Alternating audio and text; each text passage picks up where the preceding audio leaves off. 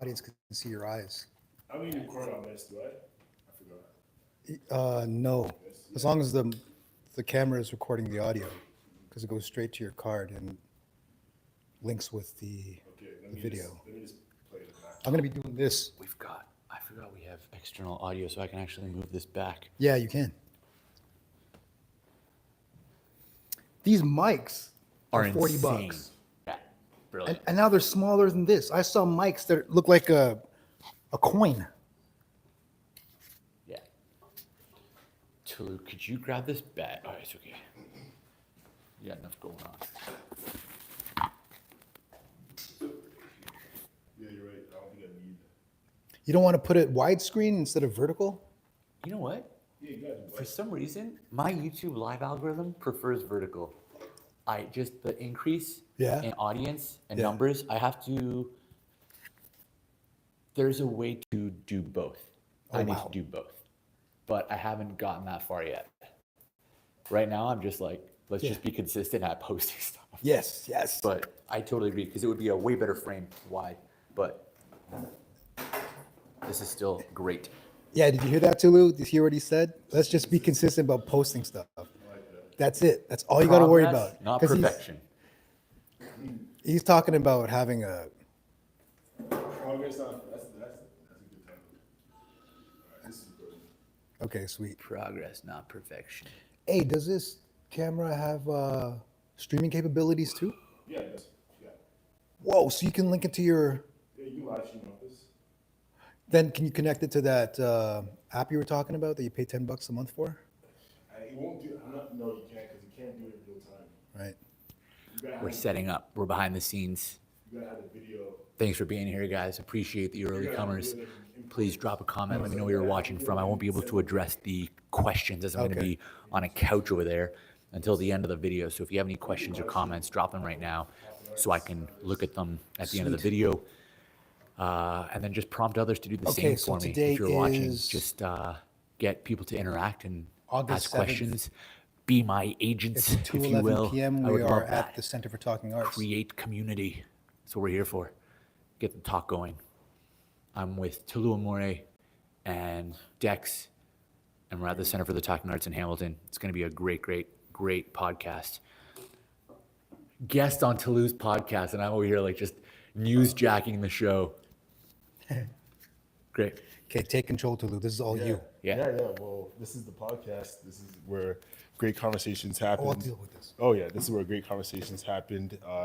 Here we're at the Center for Talking Arts, and we got Dexter and Alex Kazam, and I want to let them introduce themselves to the audience. And this is that moment where you guys can showcase who you are and let them know where they can find you.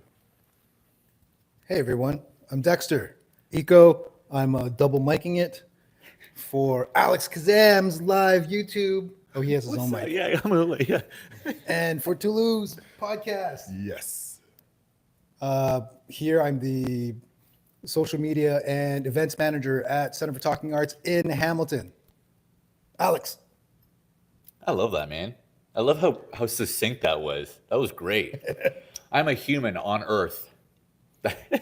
No, my name is Alex Kazam, and Tolu said, let's do a podcast. I watched these two gentlemen on a prior podcast on Tolu's podcast. Man, I'm saying podcast a lot. It's okay, gentlemen. We're going to get through this together. I watched these two gentlemen. Go watch the episode. It's great. I'll make sure Tolu posts a link. Tolu, post a link. Yeah. Yeah, because you guys had a great chat. That was a solid conversation. I watched that in my office while I was eating, and I was like, I'm just gonna watch this while I eat because I just met Tolu. He's like, yo, man, could you like watch this? It's my podcast. And usually when someone gives you an hour and a half thing to watch, you're like, yeah, I'll watch it. And then you watch 6 minutes and you say like, oh, it was great, man. I watched the full thing twice. It's still playing in my office. Yeah, entrepreneur, comedian. Yeah. I do stuff. Thanks for being here. Appreciate you guys. Awesome. I'll post all the links for everyone so that everyone can find it in the link below, like in the description box. But yeah, we're just gonna have a conversation, man. And this was the beautiful thing about podcasting. And I just have great conversations with great people. And one thing, what you just said a little bit earlier was create. You know, the power of just creating and not being perfectionist. That's what you're saying.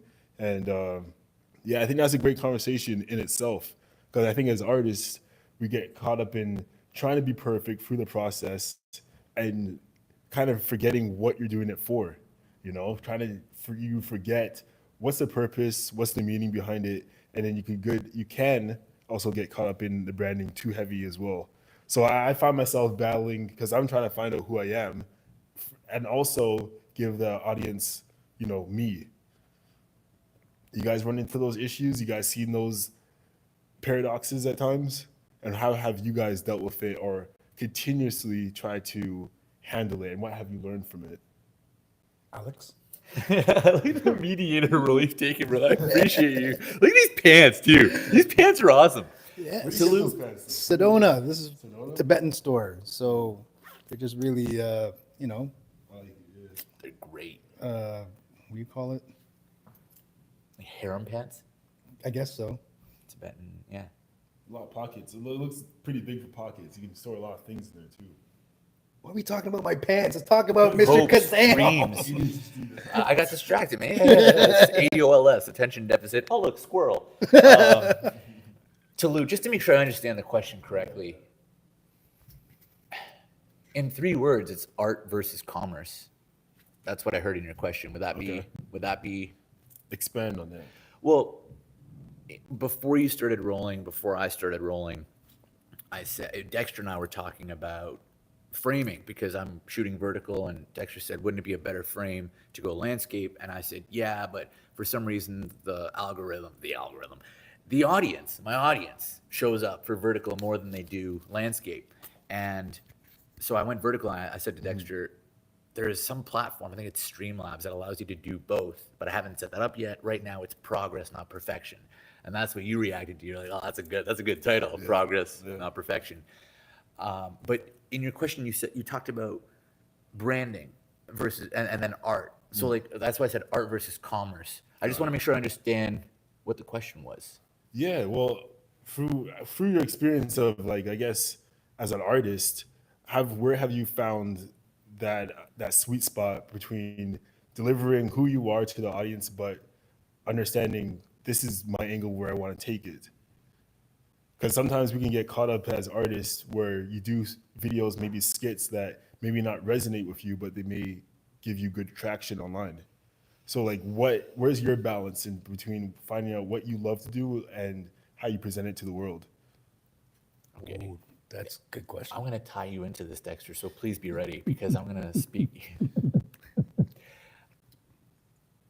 What I think Tolu is talking about, if I'm correct, Tolu, I imagine a line, and I'm going to go for the audience. On the left side of the line is a dot, and this little dot says what I want to create, and then there's a line, and there's a dot on the audience's right-hand side, and it says what the audience wants.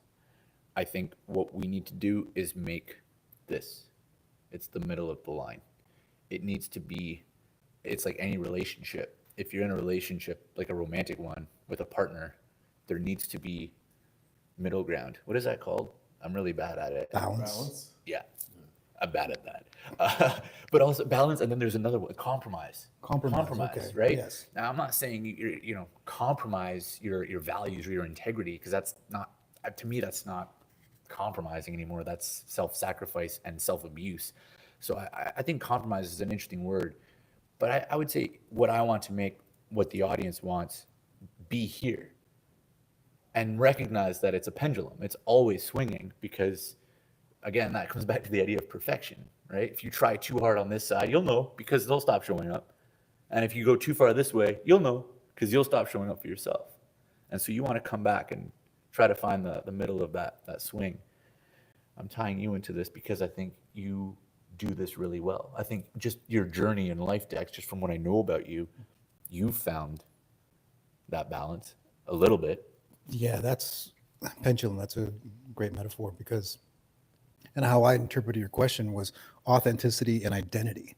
So one is That's a great. congruency with a relationship with yourself, and then an audience's relationship with how you project yourself. And it's like a mask. Can you live with that mask, or does that mask take over? And we can all relate his question to Drake. He's obviously in media right now, in the news, and that's the issue.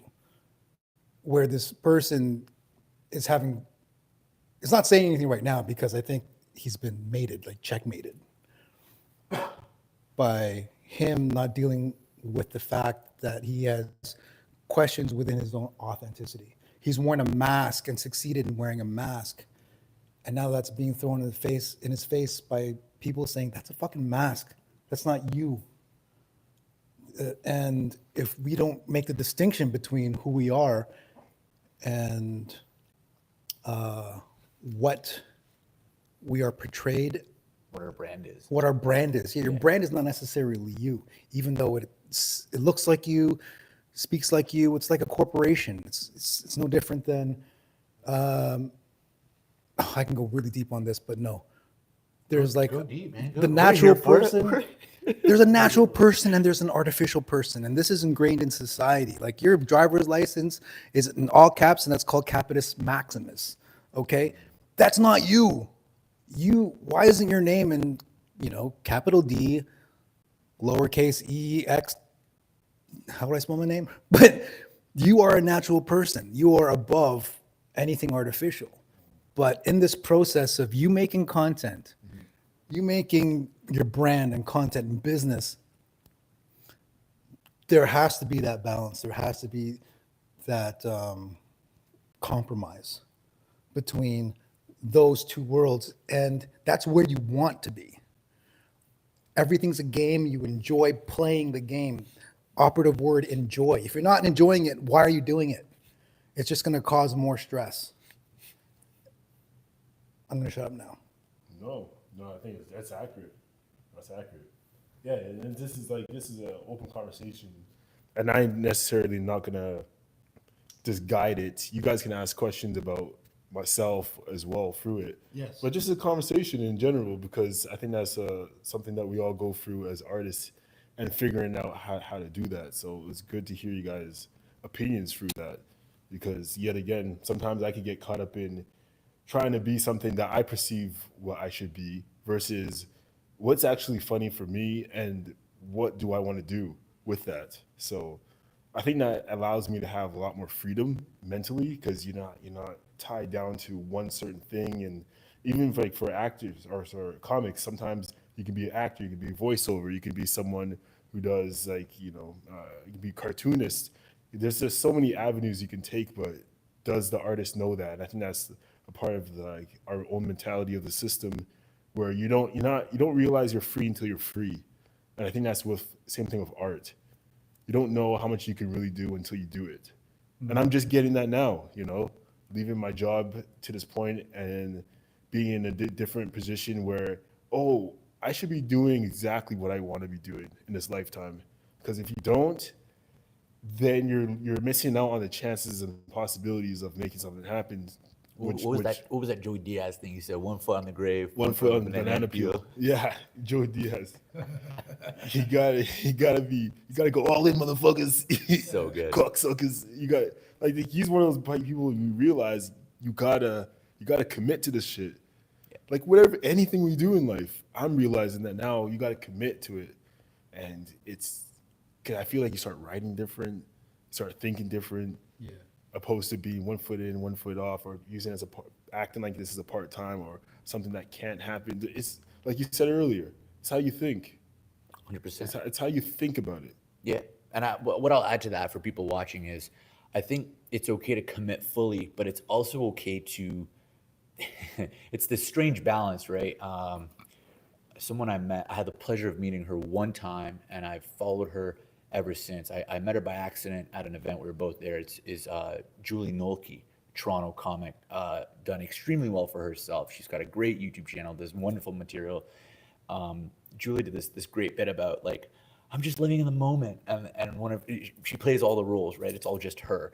And at one point, I think she just puts on one sock, and she just throws the other sock away. And then her other self is like, "What are you doing?" She's like, "I'm living in the moment. I might not be here tomorrow. I don't need this other sock."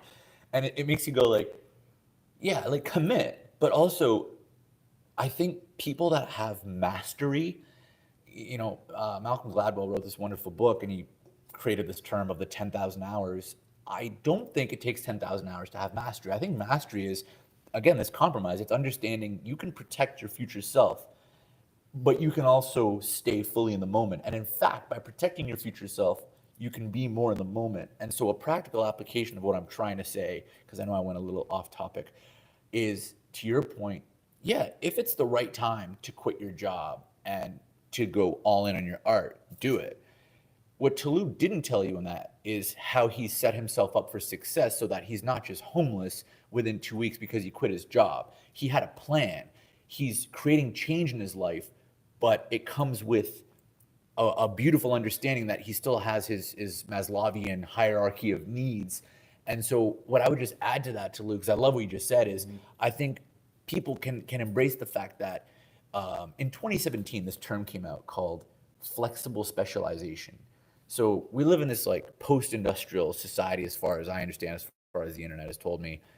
And the beauty of post-industrialism is that now you can literally gain capital, you can gain money through ideas. You don't have to produce things, you don't have to manufacture cars. Excuse me.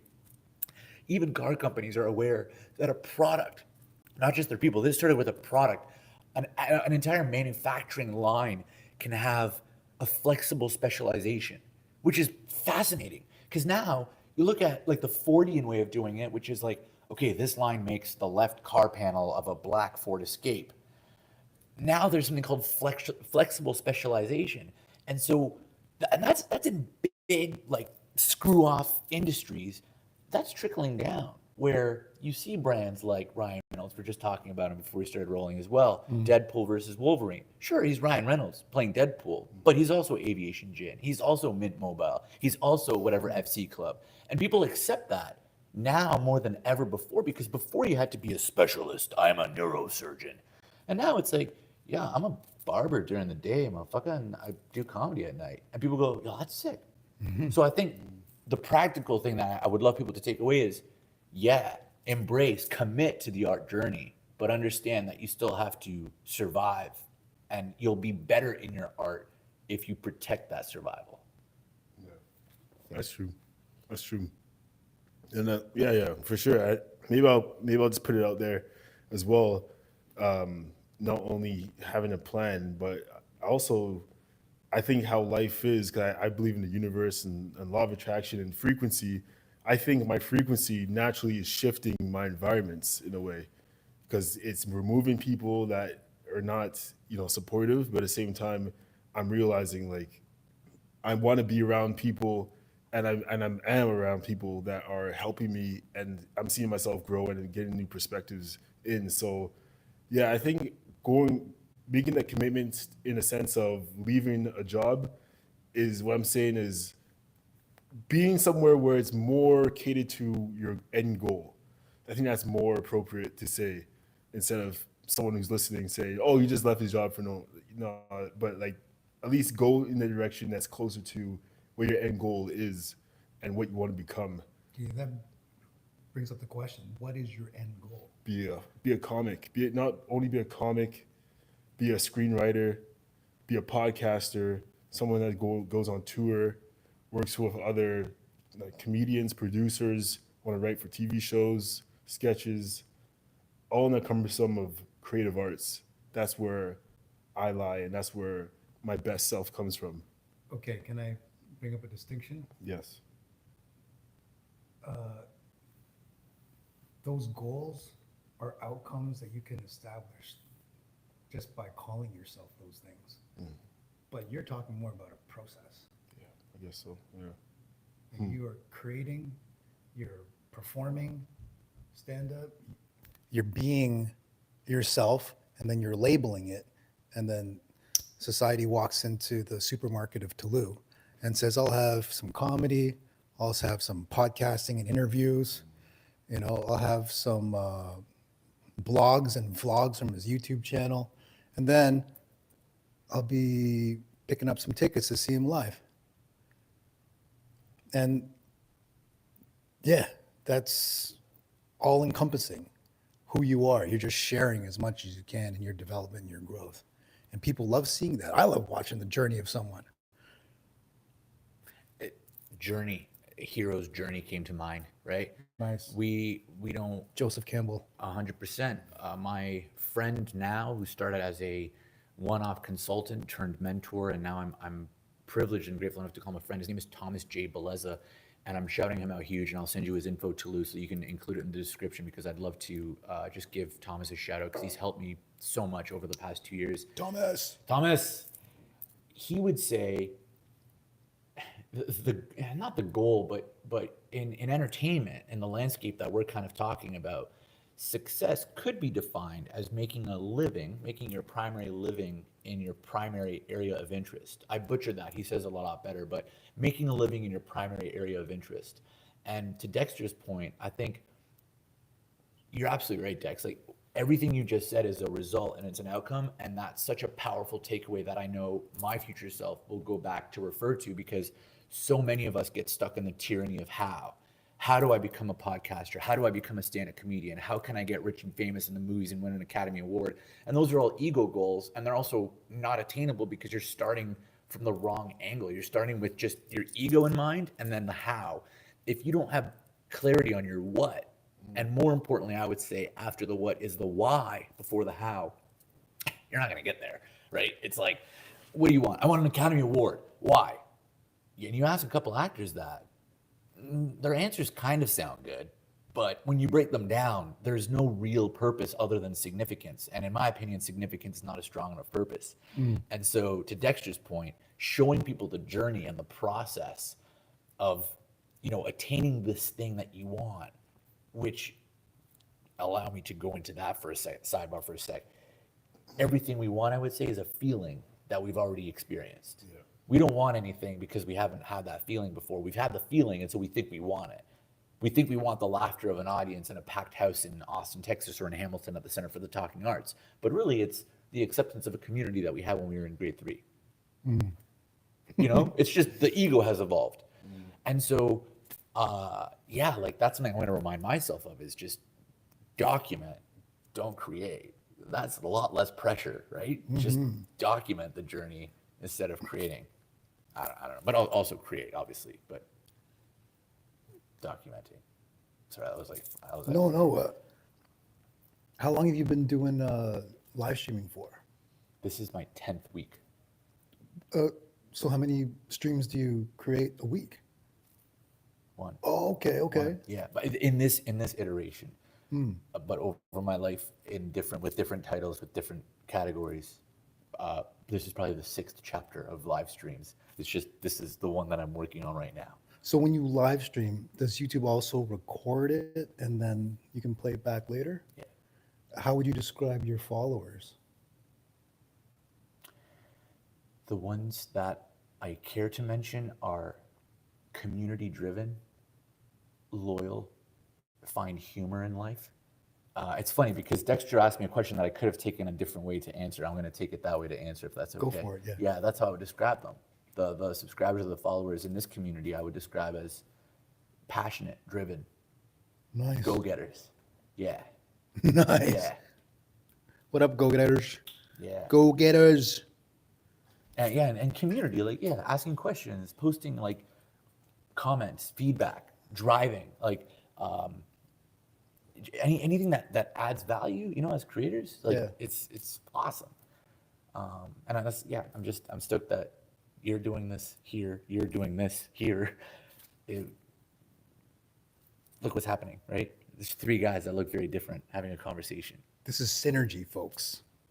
If I was going to ask you a question, Alex, in your YouTube, what areas did you find pockets in that worked, and what areas do you find pockets in that didn't work on your YouTube channel? Can you be more specific for me? What worked? Because I know you're a magician, right? And I think, please talk to people about that, how you got into that, where it started, and how that became something you're like, you know what, this is a great avenue for me, and which I love, and I know you're exploring comedy as well. So for people that don't know, even from my side, definitely please share your story, man. Cheers, man. The truth is, and I appreciate, man, the truth is, I think at the root, it was, I could go on and say like, my dad died, right? Okay, so that's a powerful story. Let's start there. My dad died when I was 6, and I got a magic kit. So I started to unpack this magic kit and play with it, and then I started to love magic. And that, we could say, that started my relationship with mystery, because ultimately I think that's the answer I'd like to give you, right? Because the first part of your question was what worked and kind of what didn't. And I think magic is such a powerful, like, what's that called? Like the magician, the warrior, the lover, Archetypes? the king, like archetypes. Thank you. It's a powerful archetype. So when you see a magician, they see this look and they go, "Oh, is there a bunny in his hat?" Or they have all these, people have all these one-liners. Can you make my wife disappear? And at first, when I was younger, until pretty recently, I started to feel like this resentment when people brought up these images or these lines. And then I realized, those people they're just trying to connect. They're just trying to build rapport. And so to answer you truthfully, I am no more a magician than I am a lover. I am no more a lover than I am a king, than I am a warrior, than I am a comic, than I am a graphic designer.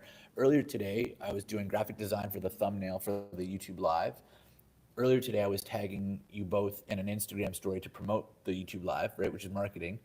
Earlier today, I made a new friend on the GO train into Hamilton, which I would say is part of PR and customer relations and building leads and sales, marketing. Later tonight, and it's just, I realized, like, as recently as last weekend, Tolu, people can call us whatever they want to, right? Yeah, Are you labels. a podcaster? Are you a comedian?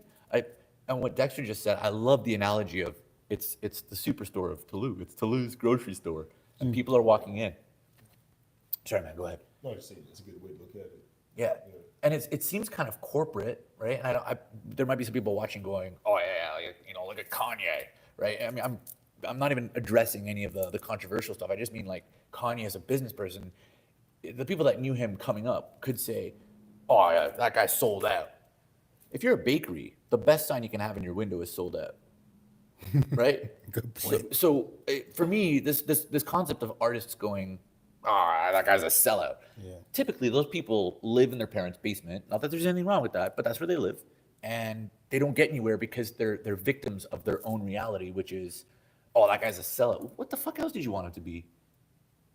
Yeah. A half sold out, a quarter of the tickets sold. You know what I mean? Like, what does that mean? So, what resonates to Lou is when I started to just be me and not try to feed an algorithm, because that's mechanical. That there's no drive there. It's like, these are people. I don't care if there's 5 people watching. I don't care if there's 1 person watching. I don't care if there's 0 people watching, because right now there's 3 of us, Yes. and that's where I'm at. No. And then we build on that. So I don't know if I answered anything you said, but I'm going to just throw it back at you. What have you found that works on YouTube? Because you had an interesting journey. I know a little bit about it. For sure. Well, yeah. I guess for people that are new, in a sense of don't know my journey, I started with. I talked to Dex about this.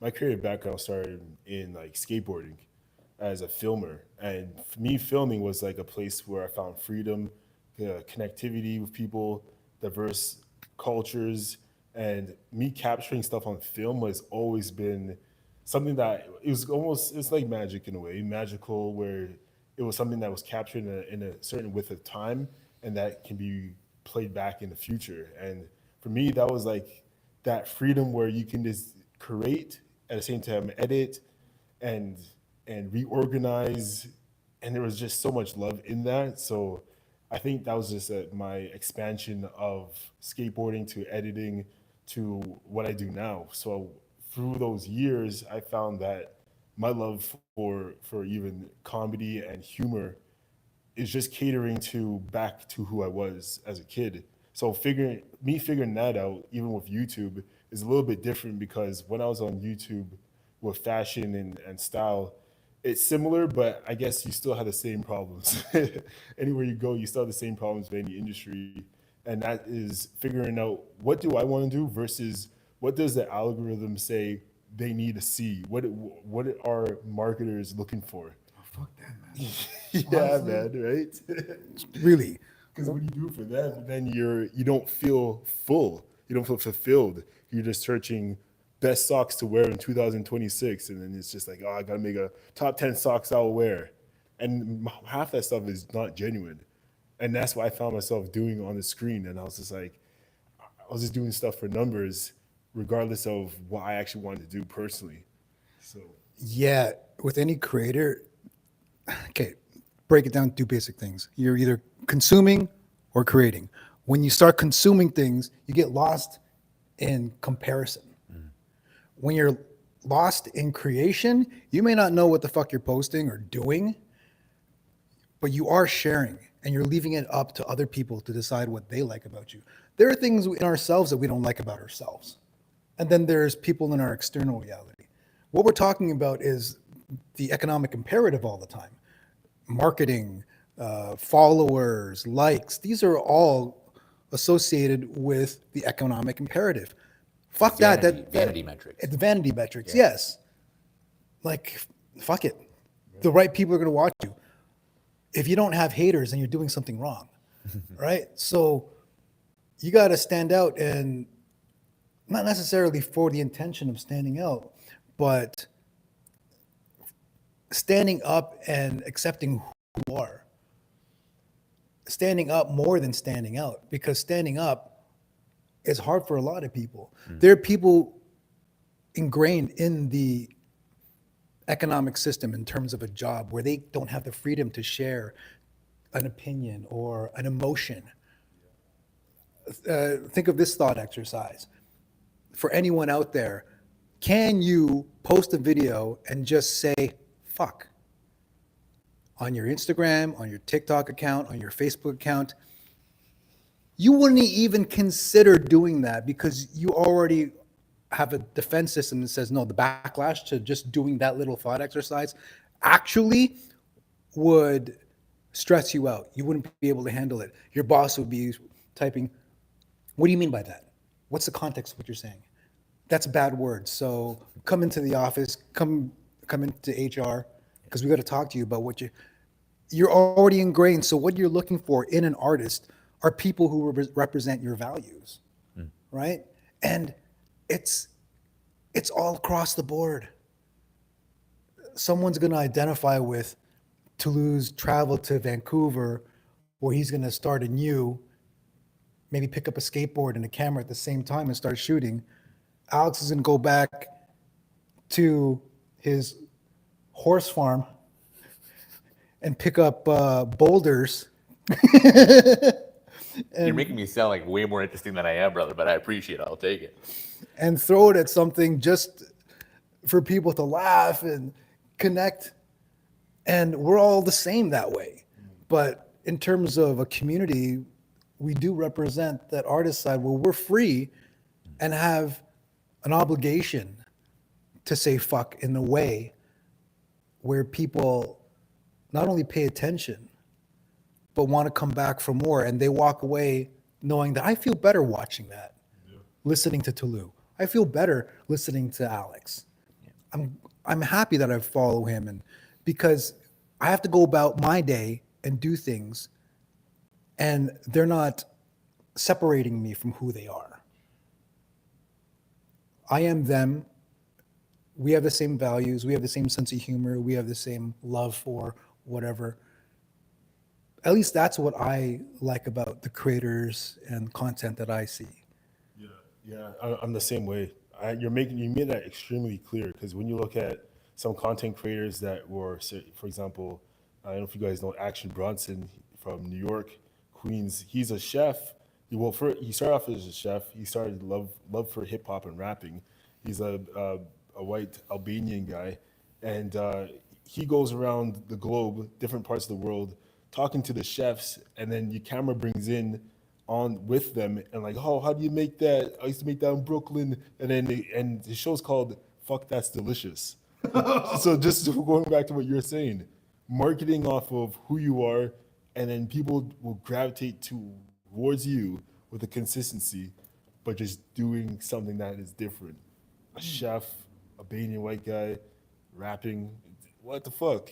Yeah. So I see what you're saying. And you could spend $60,000 getting a business degree telling you why none of those three things will ever make you successful, right? There will be a school of thought that says if you go into cooking, you're always going to be a line cook, you're never going to be an executive chef, and that's a waste of time and potential. There's a school of business, I'm sure, in the world still today, hopefully not too much in North America anymore, but I'm sure there's people that are still bigoted, racist, culturalist, whatever you want to go.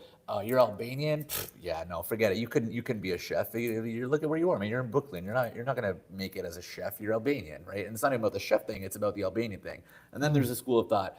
Oh, music? Yeah, nice, nice. Yeah, go get a real job, right? So it's funny that each of those individually can already just be castrated before they even see potential or light. I have friends that are like one friend that just jumped in my mind as I was saying that. Indian family. He's a creative, a very successful creative now, and he works in digital marketing and graphic design. And he's not so much on camera, but behind the scenes, he has some big clients. He does very well for himself. But when he went home and told his parents that he's not going to finish business school and instead he's going to start this little marketing thing, they basically disowned him, until he started pulling in the money that he does. And he showed up to his parents and said, look what I did. And I did it in half the time because he wouldn't even have been finished his degree, and now he's not only working in business, he's doing what he loves and he's making more than enough money. And it's this weird thing of like, I guess to marry everything I'm saying to both of your guys' points, Action Bronson is a great example of that. It's Martha Stewart and Snoop Dogg effect, right? It's like those things people wouldn't think they existed. That's what I was saying about the Hawk Tour girl. And to me, I like the fact that how she's marketed. Like they're taking away a global sensation, and then now they're seeing who that person is. Let her tell her story, with her accent, her dynamic of a female, and then branding off that. That's where I get fascinated with people knowing how to like publications, knowing how to brand a person based off your interests. So that's why I kind of look at in hindsight versus where I'm at now, and I'm thinking, oh, okay, how can I brand myself off of my personality, but same time I'm starting out of like what's my interest and how can I relate that to the end goal. So I guess I'm looking at it from different sides of the pond. So yeah, just like the Hawk Tour, knowing how to market someone from scratch, and that's how I look at myself. How can I market myself from scratch? And that, like you said, consistency. Well, how would you market yourself now with this content? Now I'm realizing anything that I have core interest in doing, I should just do that.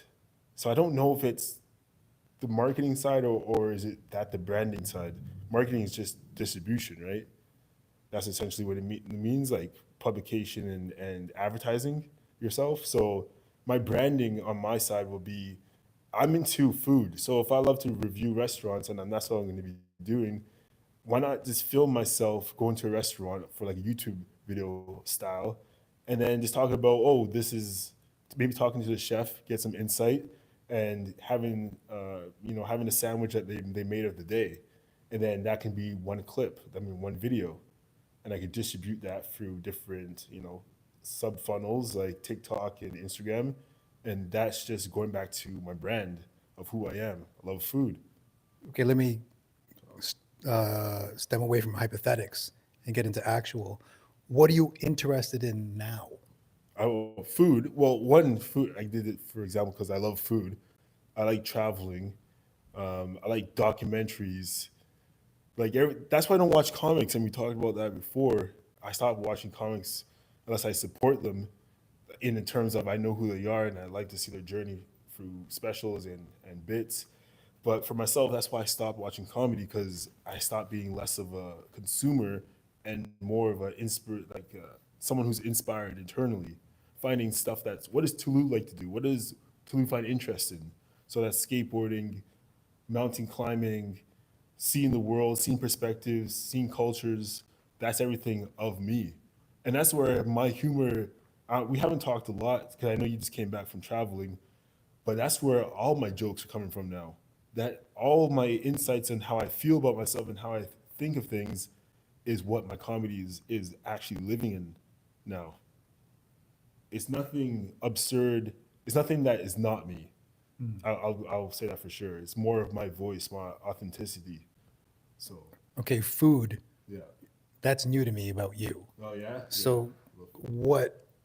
Give me something specific that you love about food that you discovered. Like, what's the last thing that you really enjoyed in terms of food? Well, I made a chicken curry, curry chicken recently, and it was about a few weeks ago. And I love the process of it because I got it off of Instacart, got the ingredients on there, but I love following the recipes and making something from scratch. I think that's what's creative about it, the flavor and the process, and actually experiencing the food. And not only brings people together, but it leads to conversations, it leads to perspectives, it opens more doors. And I guess for food, it started back because my grandfather, he was a chef across Canada, and on the trains, and that's where my love for trains are as well. But he was a chef there, and he was someone who served a lot of people, and he did it for purpose. And that creative purpose has always been a knack within me. So, figuring out how to, you know, cut up meat or display something as a decor, because half of it's performance as well. So that presentation versus the hitting the certain taste buds versus the camaraderie of people, it's everything to me, man. That's why I love Anthony Bourdain, and I'm watching a lot more of him traveling the world, just going same thing I'm interested in. Why not? I think it would be fascinating one day to do like comedy in like Turkey or like Abu Dhabi, and people don't. Where are you doing comedy out there and doing stand up for like a 5 minute, 10 minute, and just gain a different perspective on the world. I think that's what I truly love, and I can see myself doing, taking what I truly love, food, traveling, and comedy, through the world. Yeah, Fantastic. I guess that's what I'm working. Developing for sure. There was I don't know if you guys saw it. I'm gonna break the fourth wall for a second and I want you to point it out for yourself. Rewind by about 15 seconds from where I'm speaking right now. There was a moment where Tolu finished his thought, said the things that excite him, and then he had this smile, and then there was this moment of silence.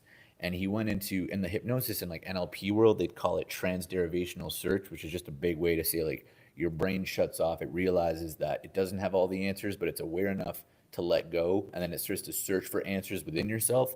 It's just a big old word, but TDS for short.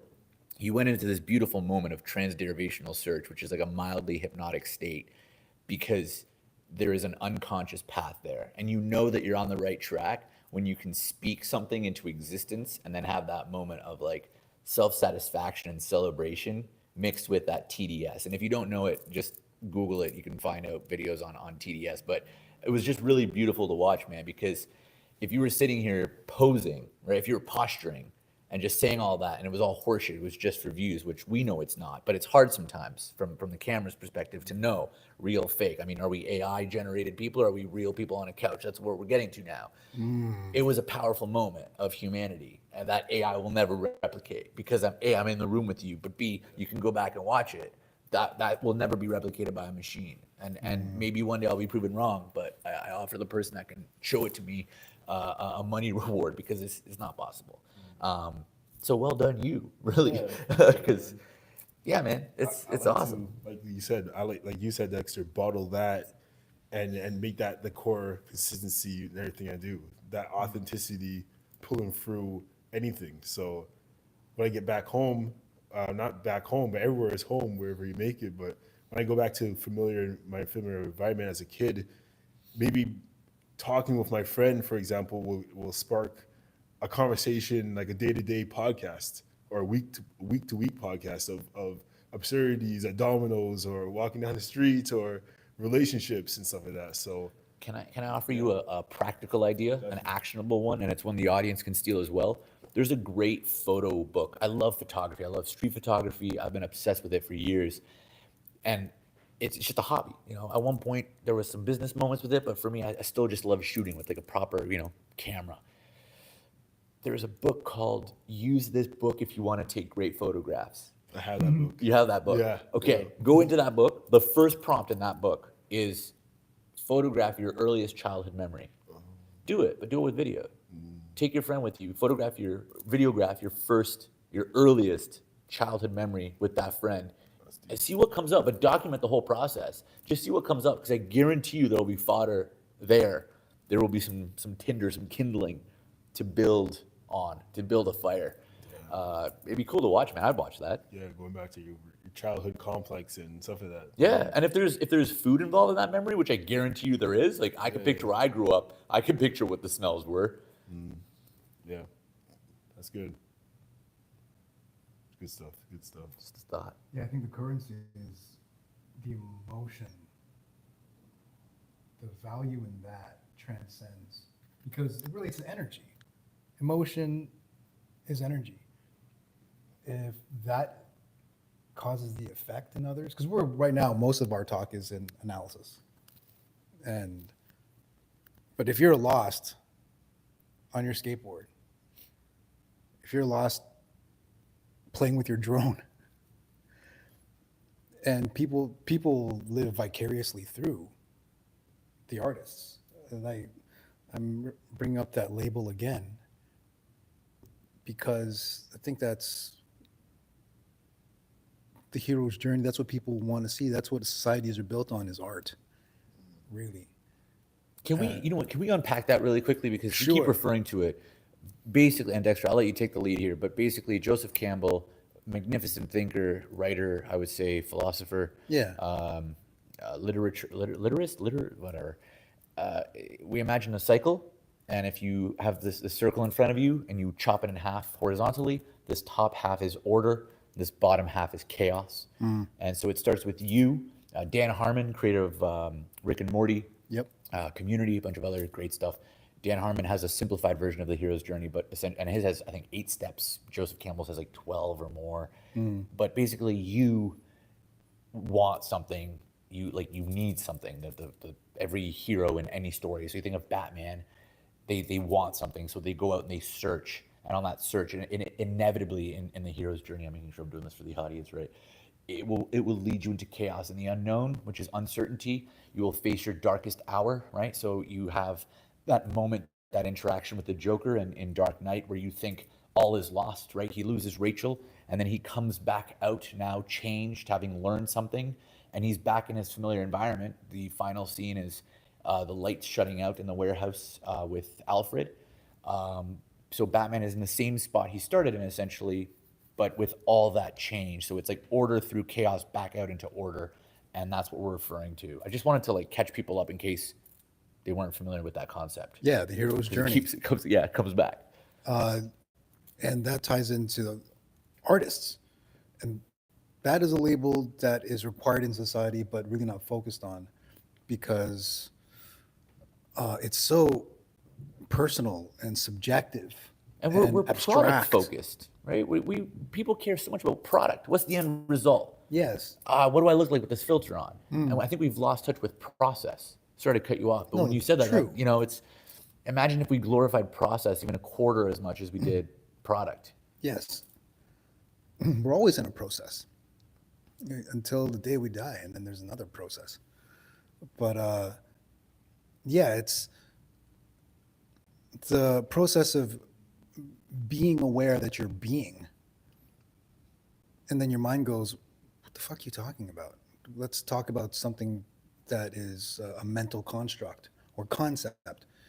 And we do that way too often, where we love it when people can kind of, as you said, with Joey Diaz, slip on a banana peel for a great laugh, or even to hurt ourselves a bit so we can feel something that the mind can't fully comprehend why we put ourselves there. And that's life, that's living, that's reacting from that emotional standpoint where it transcends analysis. It's like, oh, I just want to do it. I want to experience that. I want to experience chicken curry the way Tolu makes it. Like, why would you put that ingredient there? Why would you have those people there? Why would you travel to that place making chicken curry with those people around you? I want to do that. And sharing just uniquely who you are. That's experiencing. This is an experience. Behind these lenses is Whole different experience. whole different experience. You're sitting there, and this is even multidimensional in a sense. Like, can you imagine where we were 100 years ago? This was not possible. This is like explaining this scene right here with these two cameras, these three cameras that aren't even in use, the wireless system. To people 100 years ago, they'd be like, no, Sorcery. can't imagine. That's science fiction. Yeah. What are you talking about? It's like, yeah, and just in the next 10 years, this is going to seem antiquated. Yeah. Yeah, everything here is not going to be here in like 10 to 20 years, 50 Yeah. years. And I was thinking about, and someone said this on a podcast once, everything before we even lived was what, 10 maybe 20,000 years. And even after we're done here, it's going to be a future 10, 20,000 years ahead. So in this moment of time, we're existing, but I'm realizing it's what you do in this moment in time too. Yes. Because this is not going to be here forever, but once we're gone, it's going to go forward. It's going to keep going. Yeah. So it's almost like, to me, it's like capitalize on what this is now and go forward with it. Because if you just stay complacent and you settle with what this life is for you, who to say you can't be what you want to do, but and that time goes by and then you can't regain it. And I think just to add to that, Tolu, I have no problem with people who are content. Like you said, complacent. Complacency, I think, can be dangerous. Yes. But contentment, I personally have no issue with someone who is content. Yes. If you're watching this, you're working a 9-to-5 job, maybe you happened upon the live stream that brought you to Tolu's podcast, or you're watching Tolu's podcast because you're a fan of Tolu's work, and you work a 9-to-5 at a shoe store. I don't know why, but that's just the first thing that came to my head. And you're content, and I mean genuinely 100%, 110% satisfied with your life, content. No problem with it. The issue I have with contentment, Tolu, is that I've never met anyone who's content. Because I'll say, how are you at the shoe store? And this fictitious person will say, oh, I'm okay. Okay. Or they'll say, I'm great. I'll go, yeah? They'll go, oh, no, but I work at a shoe store. I have to tell you that. Right? They'll break like that. And when you ask a couple, it's not even poking and prodding too deep. You're just treating them like a human. Instead of the interaction being, yeah, I'm looking for a size 9.5, Nike Air, you say, how are you? Take a second just to look at the human in front of you. I've never met anyone in my life who is 100% content. Everyone whom I've met at some level is encouraging and existing with some state of complacency, myself included. And to come back to your point about haters, if you don't have haters, you're doing something wrong. It triggered, and this is from like 20 minutes ago, but it triggered this thought of Alex Hormozy put up something on Instagram this morning that I saw, and it said, if you want to be disliked, do everything your friends thought you couldn't and show them how. If you want to be hated, show them the excuses they're making not to do the same. And eventually you want your haters to be so far removed from yourself. They're so small that you see them from such a distance that they're no longer significant. They don't even matter.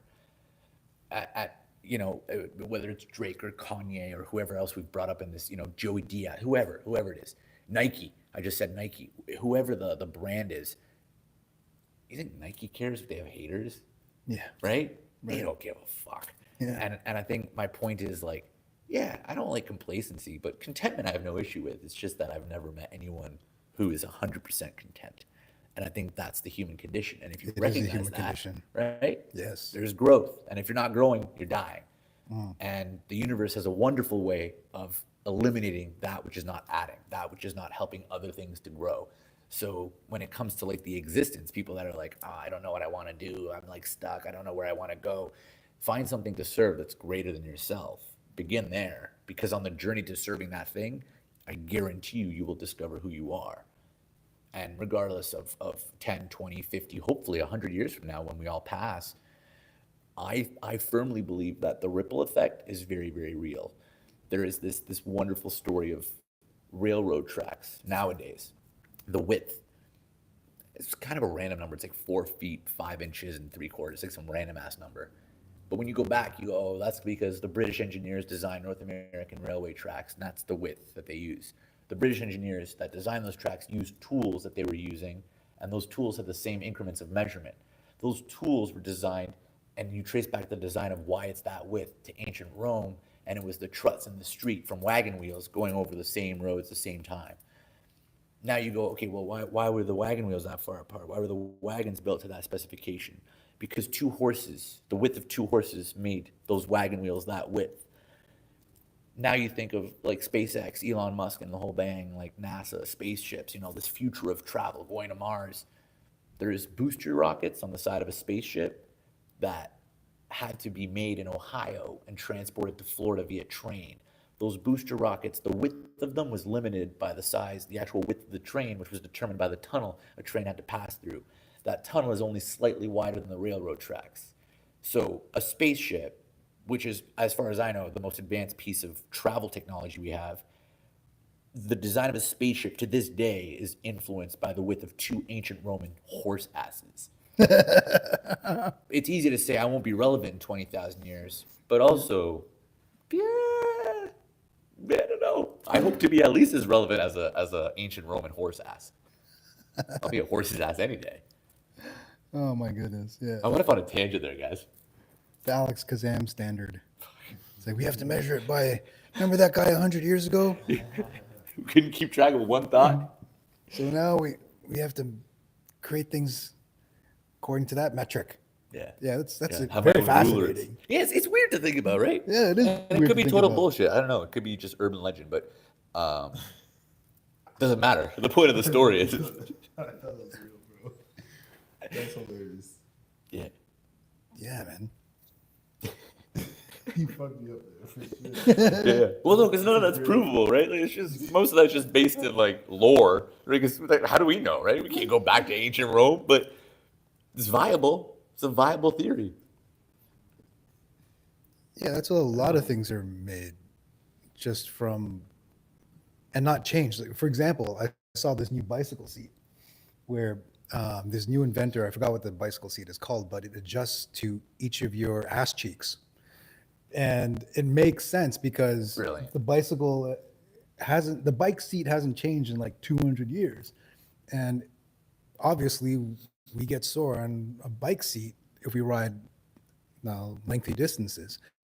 But this thing, each part of the seat moves according to your hips.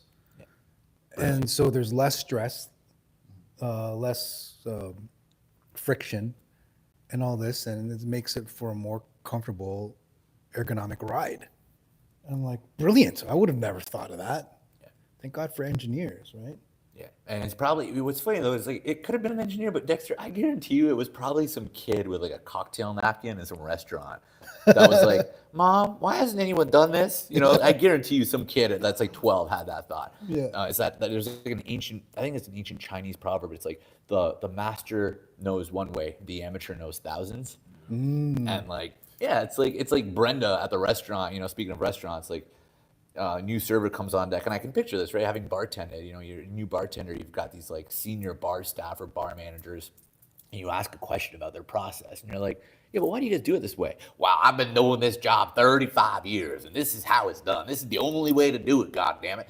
Well, no, it's not. It's just the way that you've been doing it for 35 years, and you've just been doing the same job wrong for 35 years. That doesn't make you better than me. That just makes you, if anything, more ignorant. Right? In comics, I mean, you see it in comedy all the time, right? Why do you do this? I've done just for laughs. I've done this 20. I've done this 25. You can picture who I'm referring to in the Hamilton scene. Toronto comics will be able to picture that person in the Toronto scene because every scene has one. There's that comic that's just, for whatever reason, they leveled up and then they stopped. They got to a level and now they're either degenerate alcoholics, broke, or working a Joe job and pretending to still be full-time comics. But really, it's because they've just been doing the same thing that worked for them that first year for 20 years. And they say, well, I've been doing this 20 years, so obviously I'm better than you. Oh, man, because you haven't evolved in that time. You're just a record. You're a broken record, right? And so I always like the horse thing or the butterfly effect or the ripple effect. You know, it's scary to think about. Like, yeah, and not that long. Like, Okay, speaking we'll of all comedy, die. that's how we all connect. Yeah. So you have a show on the 26th. Millie and I are going to go to that. So Thanks. Yeah, come. RSVP. Henry's Barbershop. Yeah, Yes. done. Yeah. And I saw then your message this morning. cool. And then you have It's like a triple header yes in Niagara Falls. Yeah, the So 30th. talk about where you're at now, the level you're at, and is the next level visible to you? Is that something that you can describe? So first off, where are you at in your whole performance? Because you did mention the States too. Yeah. So is that part of the new level? Yeah, I think, yeah, I really like the idea of guardrailing success. What I mean by that is that I stole from a guy named Scott. I'm blanking on his last name. I want to say Galloway, but that's probably wrong. He did a really great TED talk about like economics and how business schools in America are setting up kids for failure. A little bit depressing, but we'll not go there. Scott's point is basically guardrail your attempts, guardrail your success. You want to be an actor? Sure. Give it 2 years, go. Not working? Okay. Shift focus, change, right? I'm very aware that in our industry, we can make it to the top 1%. Let's say The Rock, let's say Kevin Hart, just to go with modern examples. If we did the top 1% of another industry, let's say neurosurgeon, it's a totally different ballgame, right? And it's weird because in every other industry, you have almost this like graduated program to success. And so personally, I think it's like making sure that I do a better job of keeping Tolu on his own podcast. Uh, no, but yeah, I think America, because volume, I would love to be there. So I'm doing my research right now. Like, what is the scene? Where is the scene? No, but where are you at? How would you describe the level you're at? Oh, I'm an amateur, man. I'm a nobody. I don't know. No, sure, but how describe your level?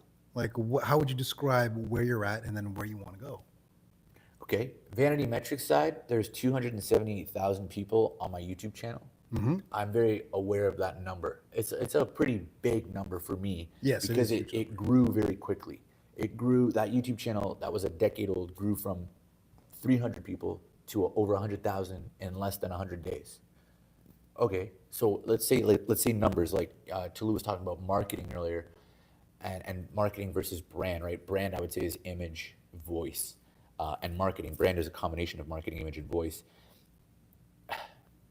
I want to respect the brand, and right now it's being very consistent in image, voice, and marketing.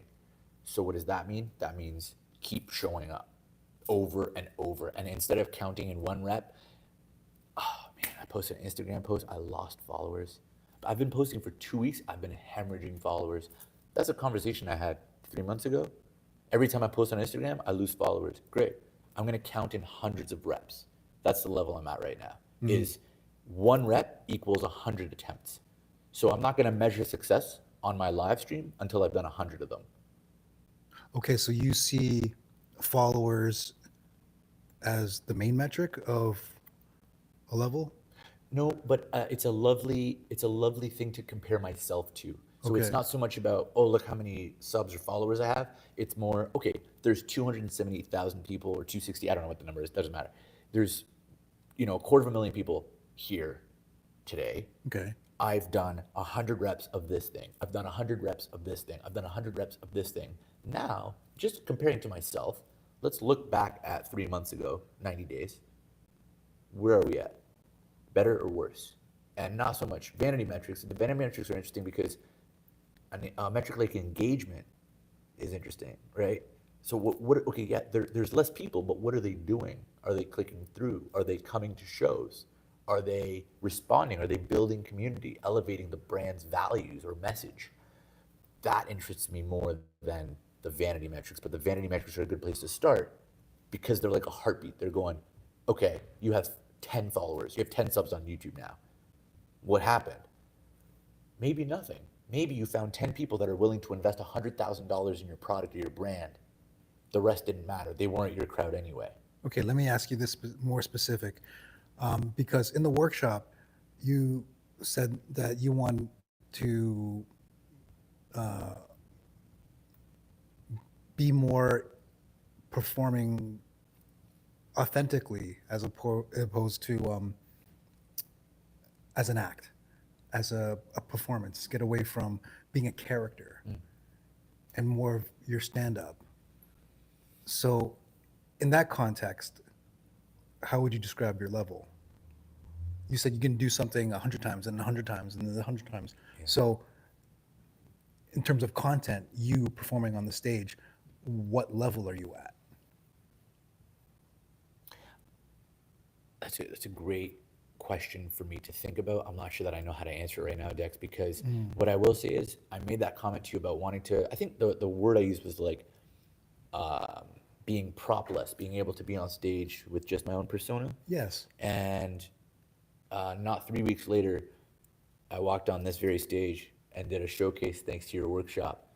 I didn't do a single magic trick.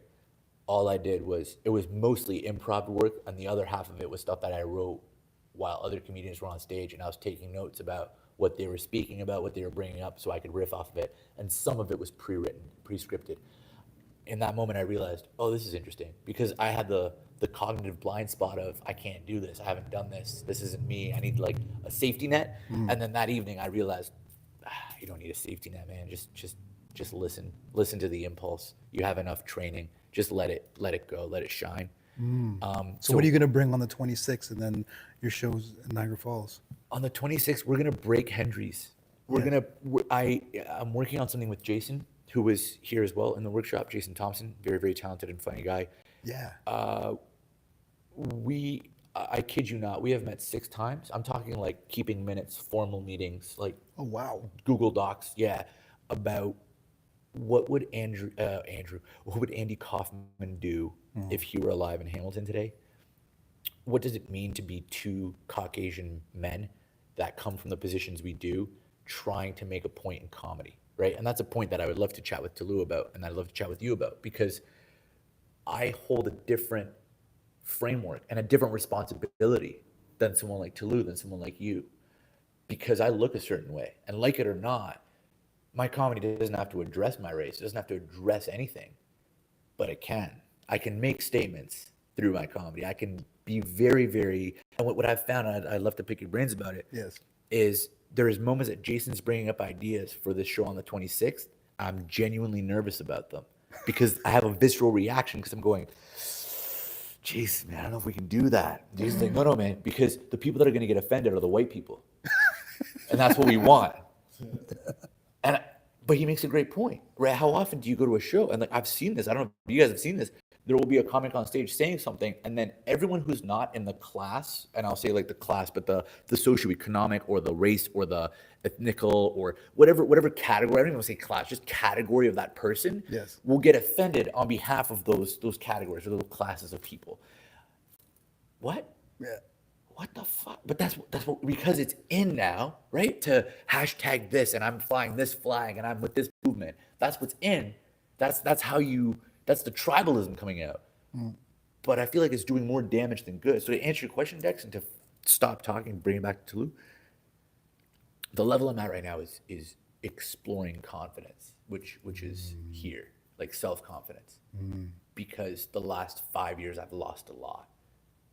It's been scary. It's been scary to go to a show, and it happened the night we did the showcase. A woman backstage talked to me and said that I offended her, and she was in tears.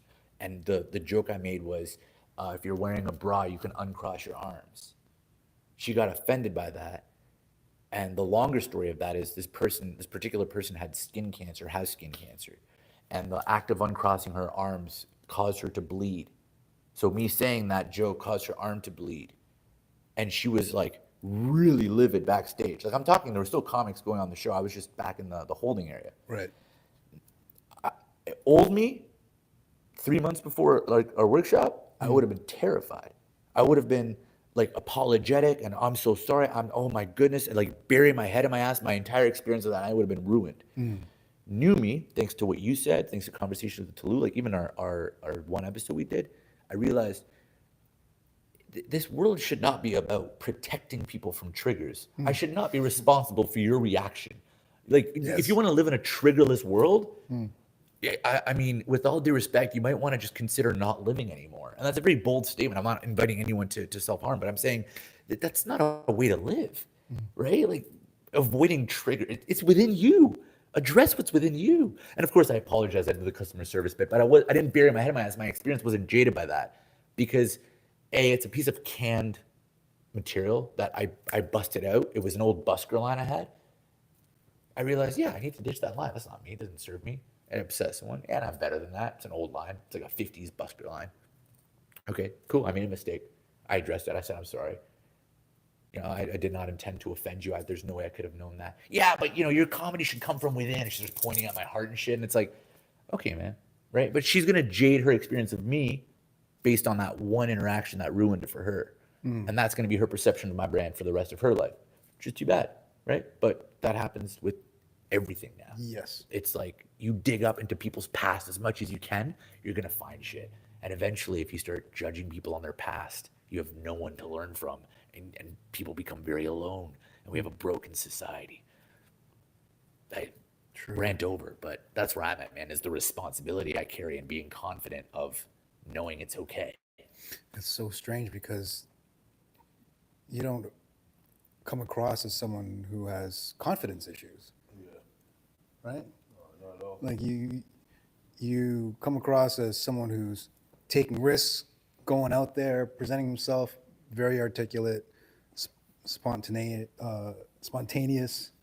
extemporaneous. You just speak off the cuff, and you have access to like so many words. You explain a lot of complex ideas quite simply. Appreciate that. My question is, what do you want to be confident enough in sharing that thing in you that wants to be heard? This is getting emotional, man. I like this. Thanks for that. Yeah. I just had a moment of TDS, and my brain was just like calculating route. What do I have in me? Tons, man. Tons. Yeah. I think. I mean, we can answer them Give me a sample. practically, but forgiving myself for my past.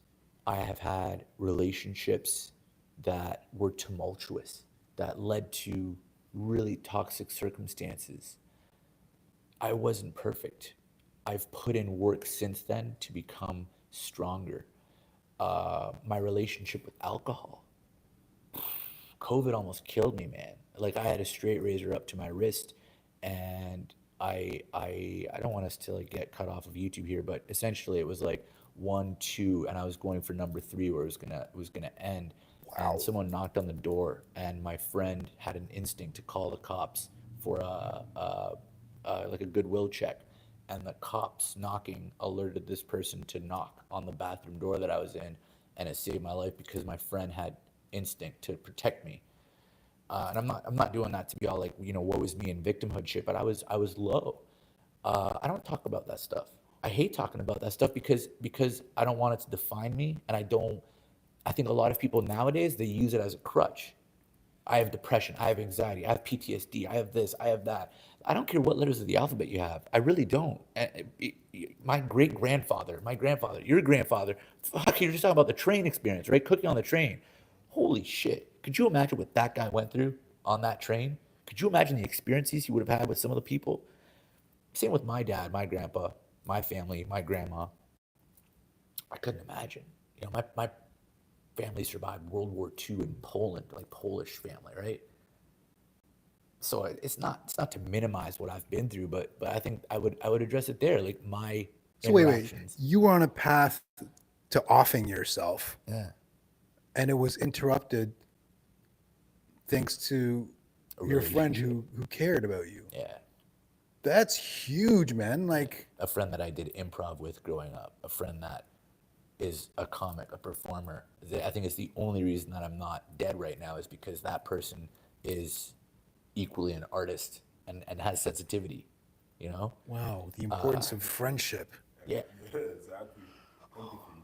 Because when I got that call from my friend, I don't talk to my best friend often, and for the last couple of years, it's always been like maybe once a year. And when I talked to him, when he picked up the phone one time, when I don't know if it was I called him or he called me, I feel like he called me. This is the friend in Vancouver. Yeah. And it was at a moment in time I was just like, dude, I don't know what to do.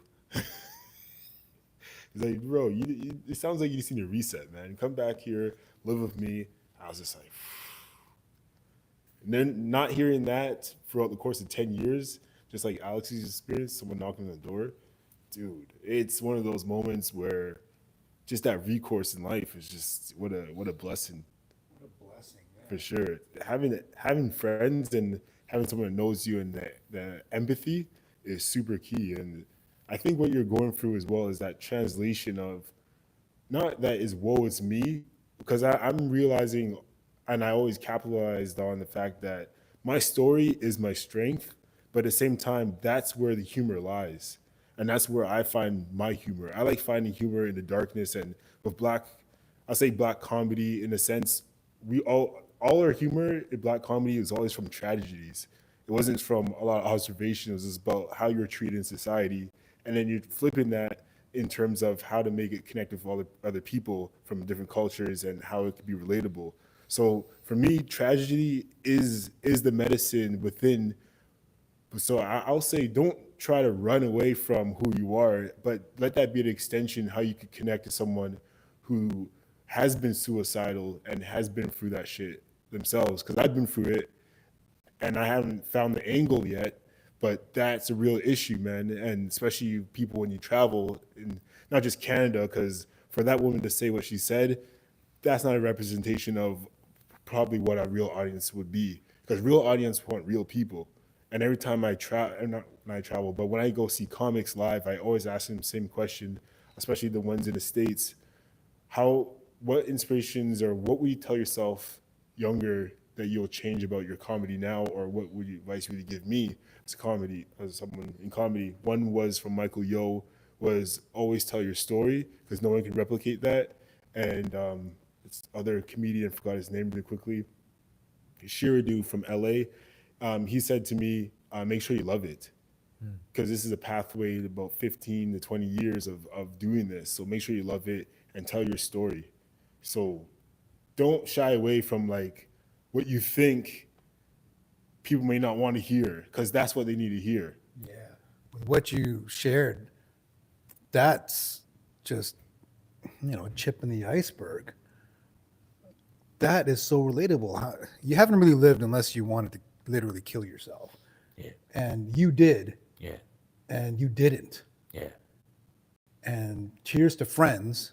100%. And I think, sorry, go ahead. But just that idea or that situation alone can be turned into comedy gold, because nothing can be truly funny if it's not first very serious. It was, who's the guy behind Looney Tunes? Mel Blanc? Yes. I think it was either Mel Blanc or it was one of the writers on Looney Tunes. But Mel Blanc said, if I show the image, a cartoon image of someone getting a paper cut, it's sad. The audience goes. If I show the image of my cartoon character falling down a manhole and dying, perishing, people find it hilarious. And it's so true, right? Because the most serious thing, it's if we remember that, and I think this is like, I'm gonna cut a clip out of this podcast, out of this episode, Tolu, vertical. So I'm gonna address the camera. Comedy is a survival response, much like crying, much like hunger and fear. If you're coming to a comedy show, please be ready to experience a legitimate survival response. If you're unwilling, unable, or consciously not engaged in the act of enjoying that survival response known as laughter, please do not come to our show. Thank you.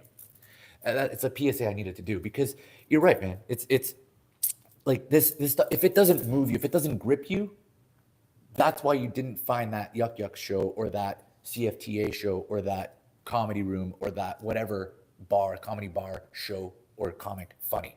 It's not that the comic wasn't funny. It's that the comic wasn't funny for you. And that's what I keep finding out over and over. I mean, if you look at this conversation from like a super removed bird's eye view, if I had to summarize this to my friends, I heard you were on this thing. I saw you were live for a little bit. Then I had to go to work with Tolu and Dex. How'd it go, man? Great. Could you summarize it for me? I don't have the full hour and a bit to watch it back. Yeah, man.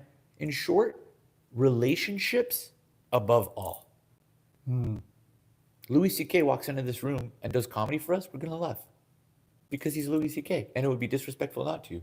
Maybe we won't because we have confidence or whatever, but likely we will because we've seen his work, we've interacted with him, and I'm just using Louis C.K. as a placeholder. It's just relationships. And if you're a newbie, if you're a greenie, your job is to build contacts, which become contracts, essentially, through that stage time as quickly as possible. And so I appreciate your insight, gentlemen, because it's I think I have this veneer of strength and confidence because it's who the version of myself that I want to be is, but there is still dissonance from present self. And so you talk about levels. You're protecting yourself too. Yeah, people can be vicious, right? Like if I went to the other side of that screen and looked at comments, I'm sure, like on the live side, they could be vicious. Oh, that guy's hat. What's with those pants? What's fedora? Oh, he's black. I don't like black people. Like the vicious, right? Yes. It's building that shell of.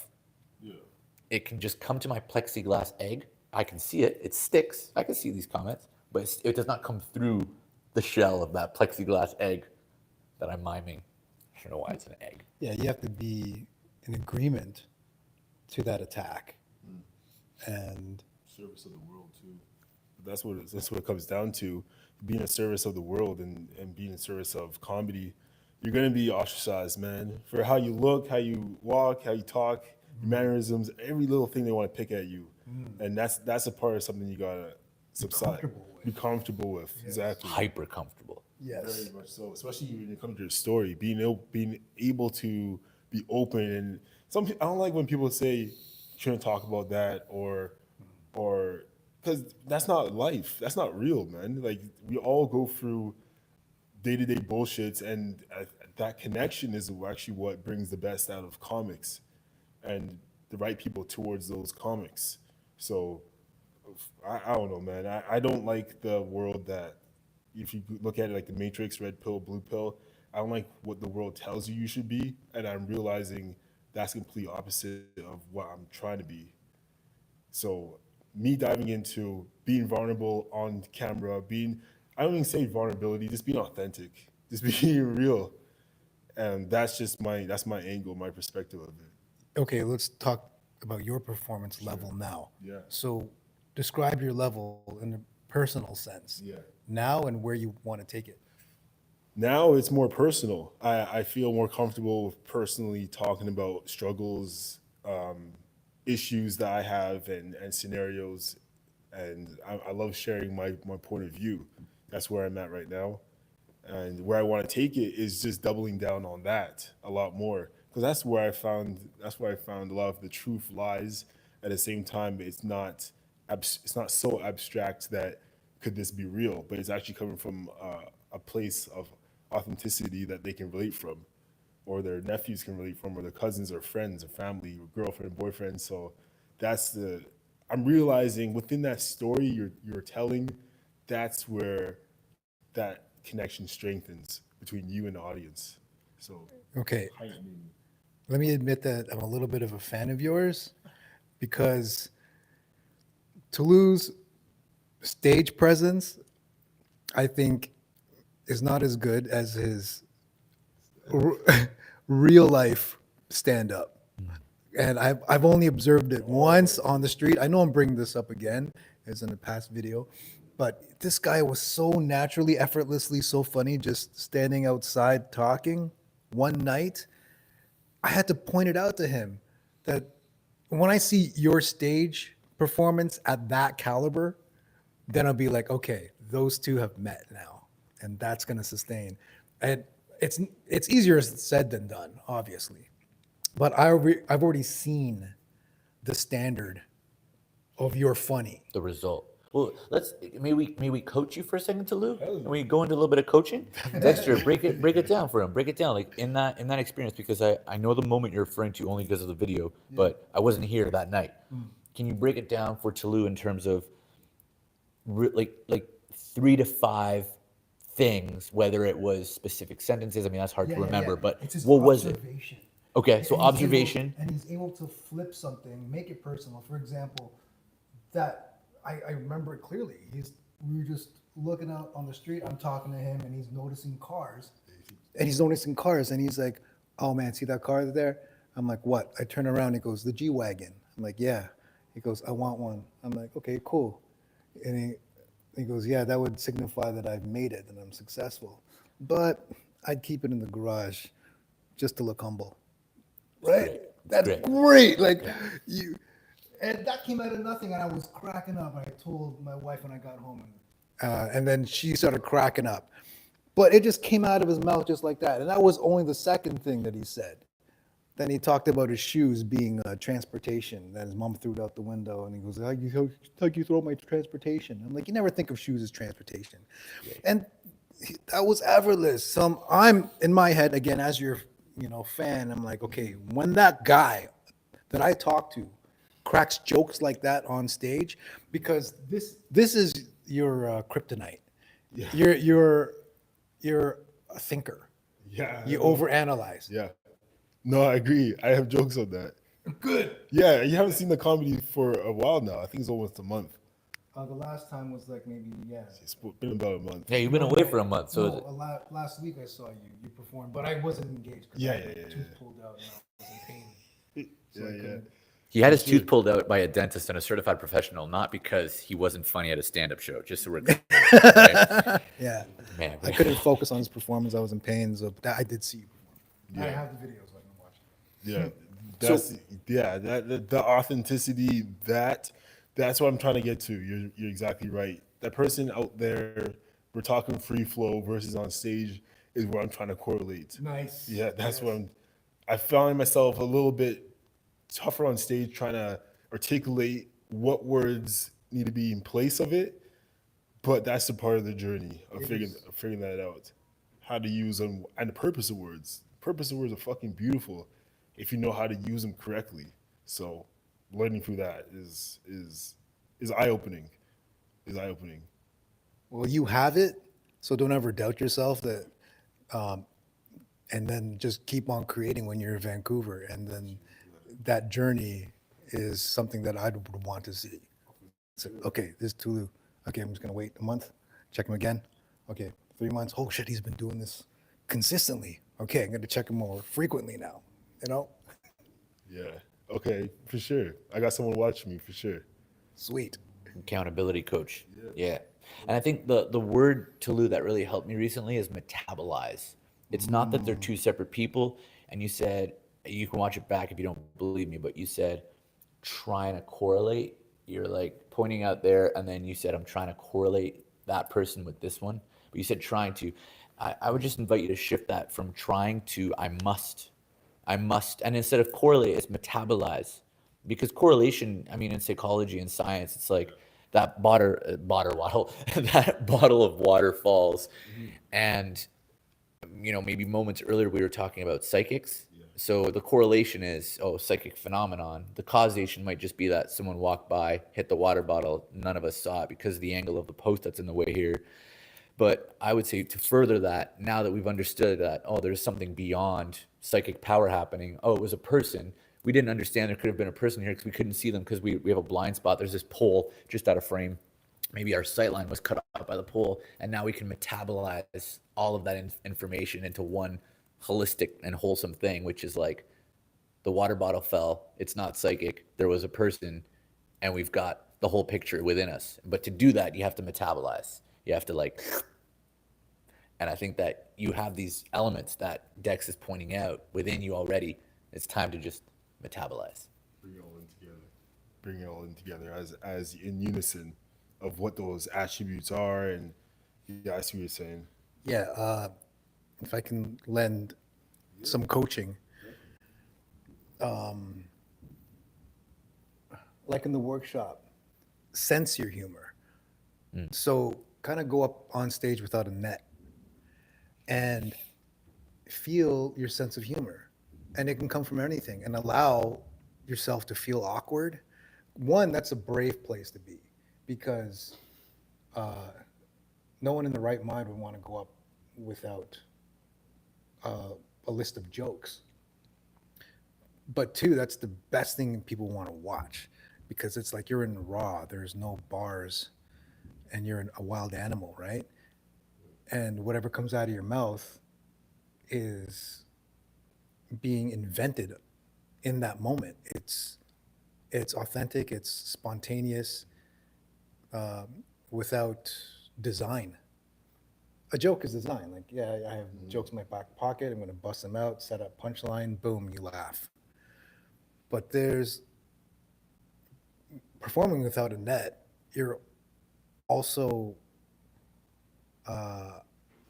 practicing simultaneously. And I think there you're going to find a lot of value where it can be audience interaction. It could be just allowing your mind, telling on your mind that you're overthinking mind. But then your sense of humor is going to kick in and go, ha, ha, ha, ha, and then you share it spontaneously without a block. And then it comes out, and then like, oh, you know what? In hindsight, after my performance, I'm going to keep that as a joke. I see what you're saying. So is it almost like having your set list, but being able to reorder them when need be? Is that what you're essentially saying? Having a set list that is not gonna be, obviously may not be in order, but you're saying living in the moment of the uncertainty, but being able to change the order when need be. Yeah. Improvising? Yeah, say improvise your set, and then in moments, pull out a joke where it's Improvise your set. yeah. I think Improv- Dex's point is even beyond being able to move around your set list, because I would say that's a musician who has songs and they're just deciding what order to play their songs. What Dexter is saying is be jazz. yeah. I feel that. And that's what mastery is, right? I mean, and the only way to develop that skill, I think, is a hybrid of joke writing, being prepared, Yes. but also allowing yourself to just jazz. Yes. How do you be jazz when you have a set list? Say you're talking about mental health for your set list. Well, think of observations. CFTA as your launching pad, where it's your home base. You're safe to do anything you want. You're discovering yourself and stretching. You're taking a lot of risks. But if you go and perform in Toronto or what other venue, you want to perform your jokes. But here you have the freedom to really create without that net. You're not taking any risks. You're really just sensing your humor and expressing it. Right? We had a phone call, Tolu and I, not too long ago, and on that call, I mentioned to Tolu that personally, and I think it's the magician in me, I'm able to peel off my finger rings at some point. I'm doing it with one hand and it's fine. This movement, it's like a little flourish where I can move my ring back and forth. I do it now on like the Go Station platform. I do it on the Toronto subway. I do it in a plane. I do it over sewer grates when I'm walking across the street because I have so much confidence that I'm not going to drop this ring. This is a $350 Oura fitness tracker ring, so it looks like just cheap stainless steel ring, but this is a pretty expensive ring compared to everything else I'm wearing. I wouldn't go out in front of an audience and practice this flourish, because when I first started doing it, it looked like that over and over, and I would practice it on a couch. And I think as performers, we have a job to not practice in public. And if CFTA, and this is a question for Dexter, is a space that is this weird line between private and public, then it's a great space to practice. And I say practice maybe with a C, I mean the British spelling, whatever, but like practice is in like to try out, to workshop material. I think this is a great space. I think a living room with 5 of your closest friends can be a great space. Comic friends, layman friends, whatever. Where I would just draw the line personally is, and again, that's that art commerce metabolizing, is I don't want to practice in public for crowds that are expecting a night out. Exactly. That's what I'm saying. And there's a distinction there. There is that a a lot distinction. of comics, I think, are failing to remember. Yes. So again, CFTA is a launching pad for you to create material. On stage here, you have the safety of inventing material on the spot that you then, in hindsight, say, that was good. So now I'm going to perform at that showcase with Alex. I'm going to bust out that list of jokes that I created while I was here. And I'll pay you. right? That's the interesting difference, right? Is because but that's what the payment is an exchange of energy. Yes. It's the energy you took out of your own wallet, whether it's to pay decks, to use the space, to record the set, whether it's here or somewhere else. As you said earlier today, I invested in myself. I recorded my sets. You've put in energy, and then when you start getting paid for sets, all you're doing is you're just returning. You're just getting a return on that investment, right? People ask me like my rates for magic and for performances. Oh, that's out of budget. Okay, I don't negotiate. I'm not a discount magician. I'm not. If you want a magician, go Google them. There's ones that'll be there for $50. Yes. My name is Alex Kazam. I've done this, and this. I've put in this many thousands of hours. Yes. Here's my rate. You're not paying me for 45 minutes. You're paying me for 27 years of work. Exactly. That's the most accurate way to present yourself, because don't let anybody undervalue you. Yeah. Yeah. Silly.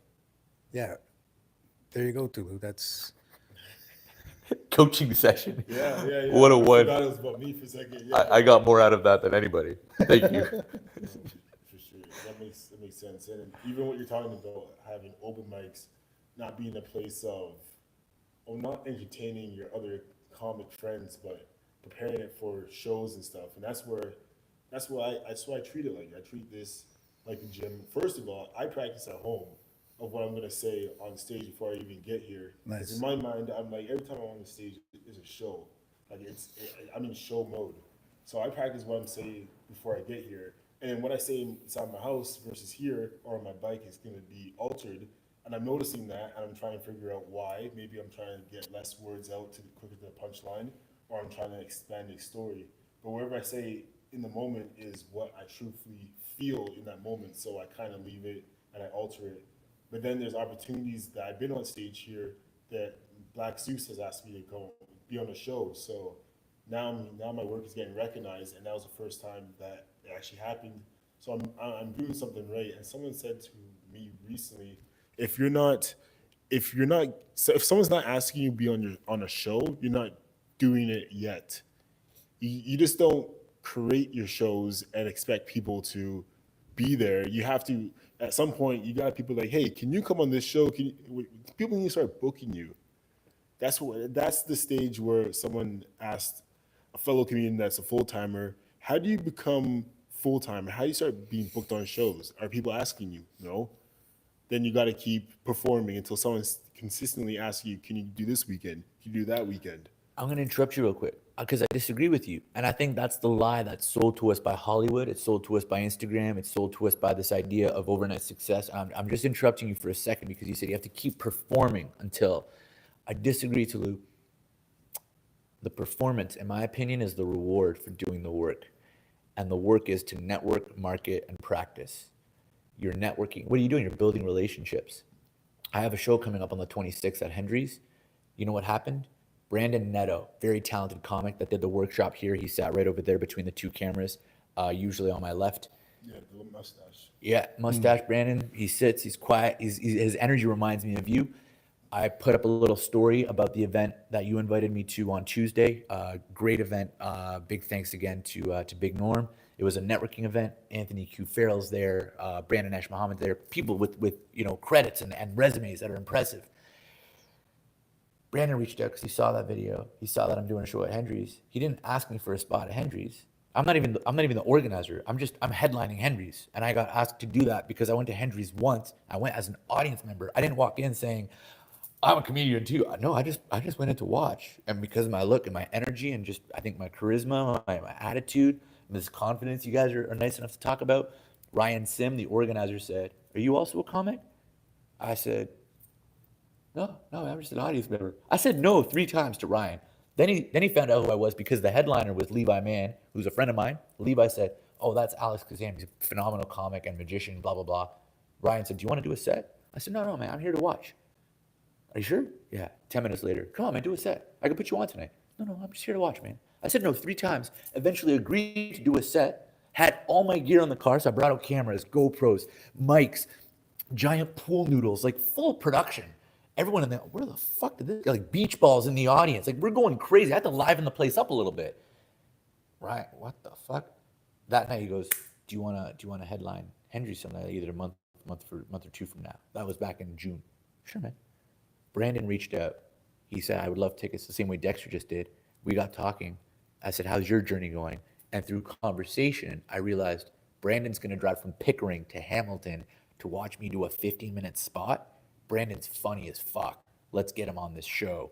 I brought up the idea to Brandon to reach out to Ryan. I reached out to Ryan to reach out to Brandon. And I just said, please connect, guys. I think you guys would be a good match. Brandon's on the show.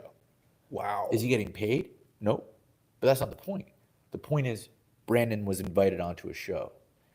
That didn't happen because he's been performing. That happened because Brandon has been actively engaging with my content. I've been repurposing or reposting his and going, yo, this guy's funny, or commenting on his. So we're in each other's fields. But that's an active networking thing. Yeah. That's not me doom scrolling. That's not me going ego. Yeah, I think what I'm getting at is repetition, like being out there. Yeah, but that's what I'm saying. I don't think it's enough, man. Yeah, no, I'm not saying it's not enough or not. I'm just saying just being out there, it creates visibility.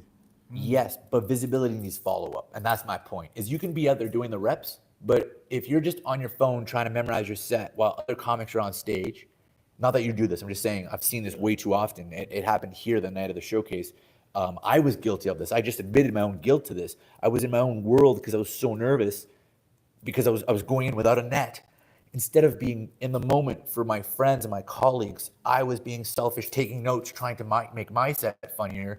And at one point, thank God, I realized, oh, you still have to listen. These are your friends. These are your people. You just did a workshop with these guys for like 4 weeks plus extra, thanks to this guy's generosity. I agree with you, like visibility, but that's impression marketing. That's like the election signs during election time, vote for whatever the fuck. It's not enough because who's going to win the election is not the guy that has the most vote for whoever signs. It's the guy that's gone out and made the most impact for those years up to the election, shaken the most hands, rattled the most cages. And comics have the same responsibility. Like visibility is great, but if you show up, do a set and leave, why should I care? So your networking is if every open mic needs to be a networking opportunity. Yeah. That's why I stay so late here. I always leave late. I don't like I know what you mean by networking, but maybe that's the word I don't like enough. I'm trying to learn how to love that word, but just making connections, making genuine connections with people. The reason you and I both respond viscerally to the word networking, I agree with you, Tolu. Here's the image I get. I don't know if you'll recognize this. You get to like a networking event, and it's just a bunch of people trying to grease everybody else's wheel, and they're trying to sell people. It's sleazy, it's dirty, it's fake. I used to go to these things because as a young entrepreneur in the arts world, I had a coach say, go to this networking event. And I went and I had a stack of business cards and I was handing them out. And I'm like, nothing came from that. I just lost so much time. This is bullshit. You know what changed my mind?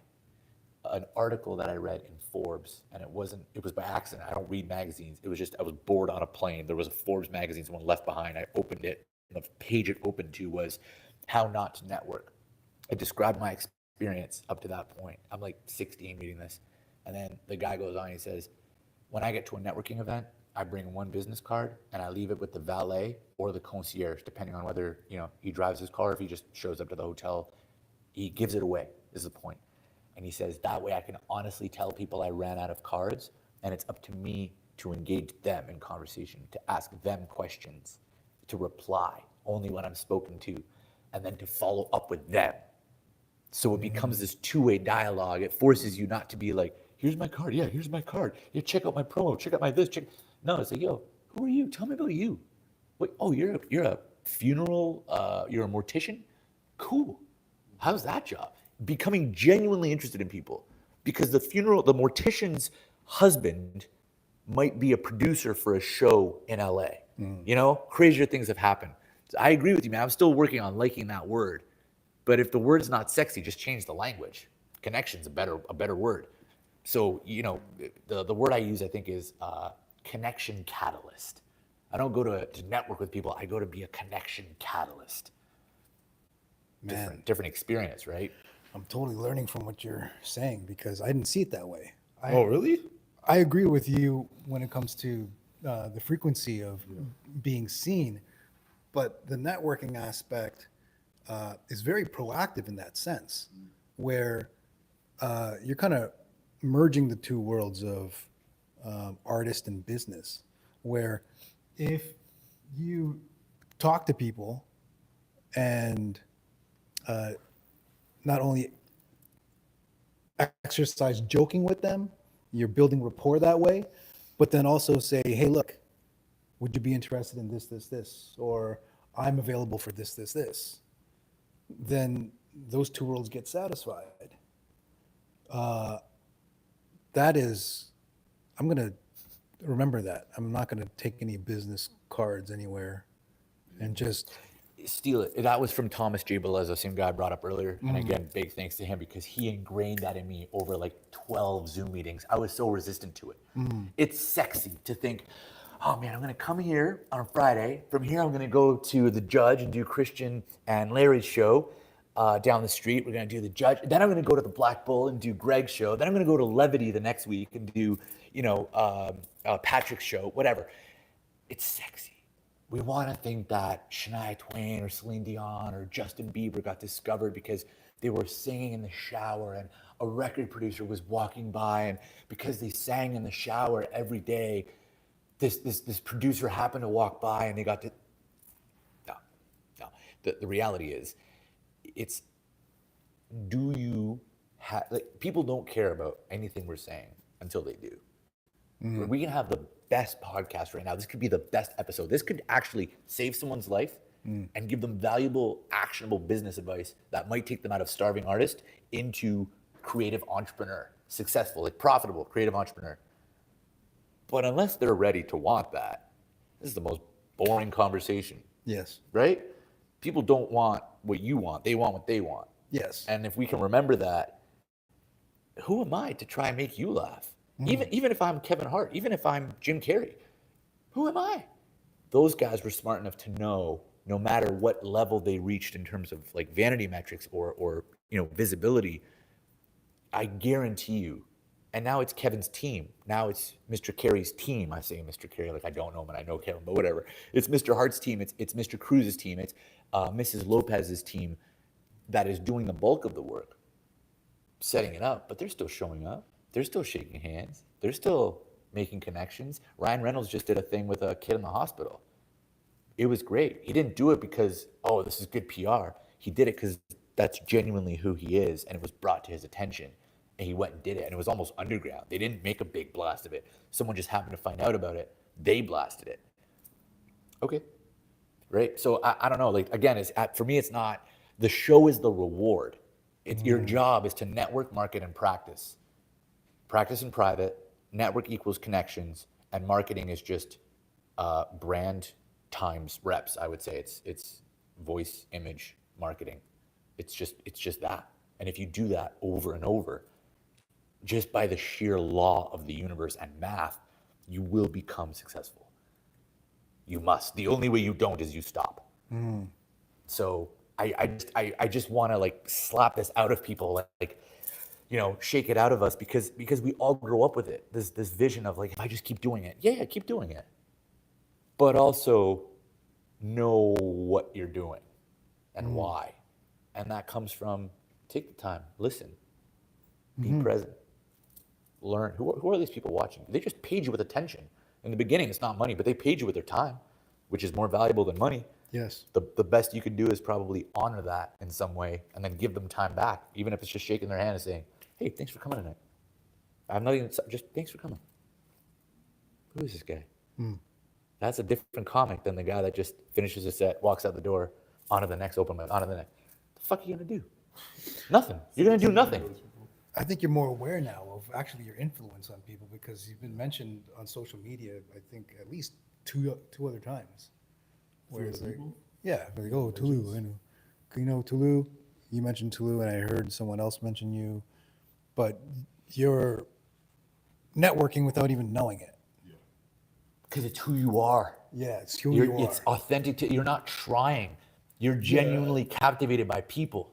That's the authenticity. That's where I related back to. I was in sales and selling like high-end clothing and all that, I read a book that changed my life, and it was How to Win Friends and Influence People by Dale Carnegie. Yes. And I highlighted the shit out of that book, and not, to me, it's not about. I don't like it as a manipulating tactics. That's not what I look at. But I feel like it's more because in sales, that's what it's always positioned to be like. And I always flip that and I said, what is their needs and how can I cater to that? And at the same time, it brings your needs fulfilled as well. But it's coming from a genuine place where if I'm offering someone a suit and they want it they want maybe I don't know, a certain type of fabric with a certain type of suit, then I'm not going to offer what's going on from last season. I'm going to offer exactly what we have, and what selections they can pick from.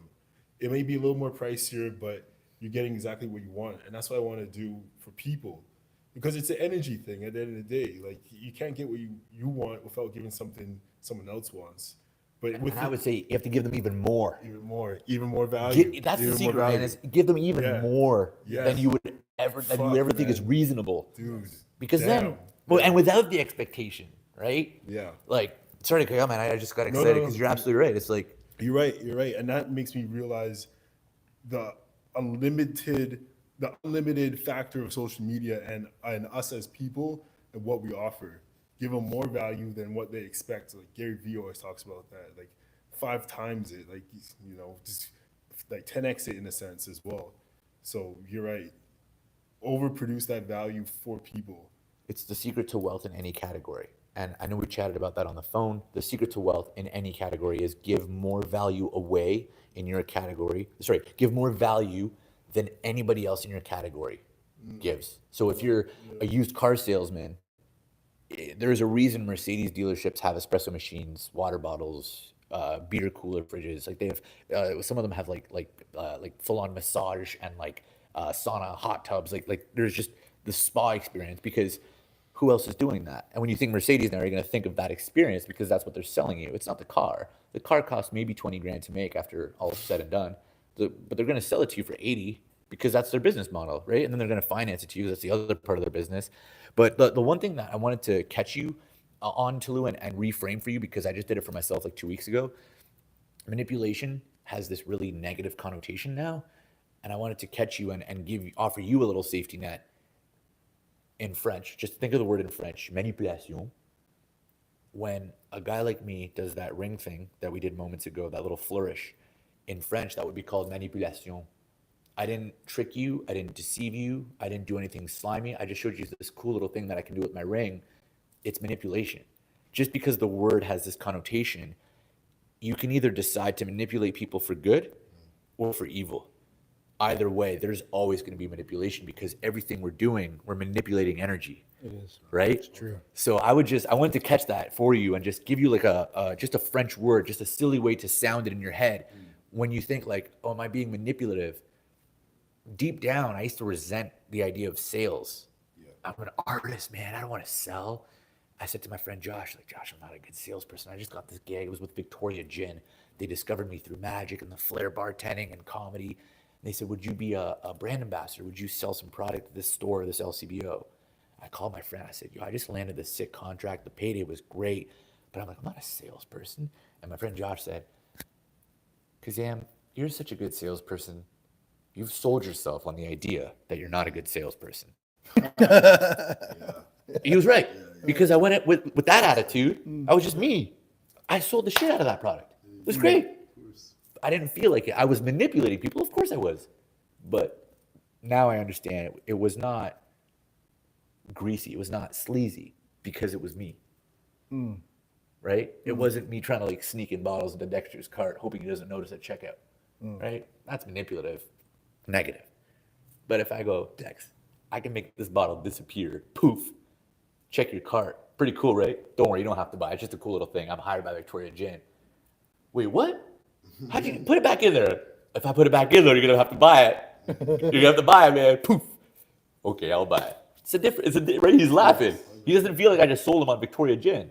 No, you create a rapport. But I made an experience, which every brand wants. Experience, yes. Right? And I think as artists, we have to get more comfortable with that, because art for the sake of art is just senseless masturbation. You're pulling on your own dick and you're not feeling anything. Yeah. What's the point of that? Yeah. might be nice for some people, right? But And I think that every interaction, especially for comics and comedians, is an opportunity to activate that sense of humor, to practice your sense of humor, like sense the joke in whatever people say and even interrupt them to attempt to make them laugh. And even if you fail at making them laugh, it's like, okay, the intention was there. And you're going to take that intention, that feeling, that humor on stage. If you can imagine yourself on stage everywhere, then that is true authenticity. Like you're not just a performer, you're someone who's tapped in to a way of being of service. And that's in the medicine of laughter. So you can take a serious conversation and flip it at the right time because you found something funny in what that person was saying. You can contribute to a whole group gaggling laughter by meeting them at that level, contributing to the topic that's being joked about. But to separate yourself from your stage self to who you are as a person, that's now a juggling act in a sense. Because I think the best performers, let's say like the comedian, like let's say Bill Burr, Richard Pryor, George Carlin, they're themselves anywhere. And at any point they can just interrupt and then activate that sense of humor and share it. And it doesn't feel like they're going into a bit. No, That's exactly. the difference. Is the Yes. best comics I've ever had the pleasure of spending time with. One that comes to mind is Amazing Jonathan. They called him the Freddy Krueger of magic. He just passed away not too long ago. Rest his soul. I got to spend a week and a half at Amazing Jonathan's house. I was like this, like metaphorically, just on the edge of my seat, even if I wasn't sitting, the entire week and a half, because it had been built up since I was a kid. This guy's a renowned practical joker. He's a hilarious magician. Doesn't really do anything that magical. It's all just gags under the pretense of I'm a magician. But this buildup of like his character, his persona, and then I get there, he's just this humble, quiet guy, but funny as all hell.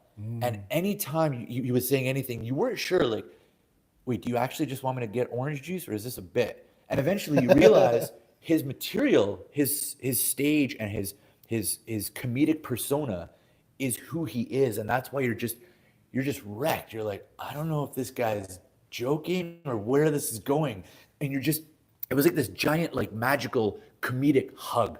That's the best way I can explain it. And to have the privilege of being like 18 or 19 when I got to spend time with him, that will stick with me forever because from what I know, I never met George Carlin, but I know a guy that worked with George Carlin on a set here in Toronto and Ontario. George apparently would walk to every single PA, every set designer, every gaffer, the person responsible for taping down the cords with tape for safety, the union reps, the whoever.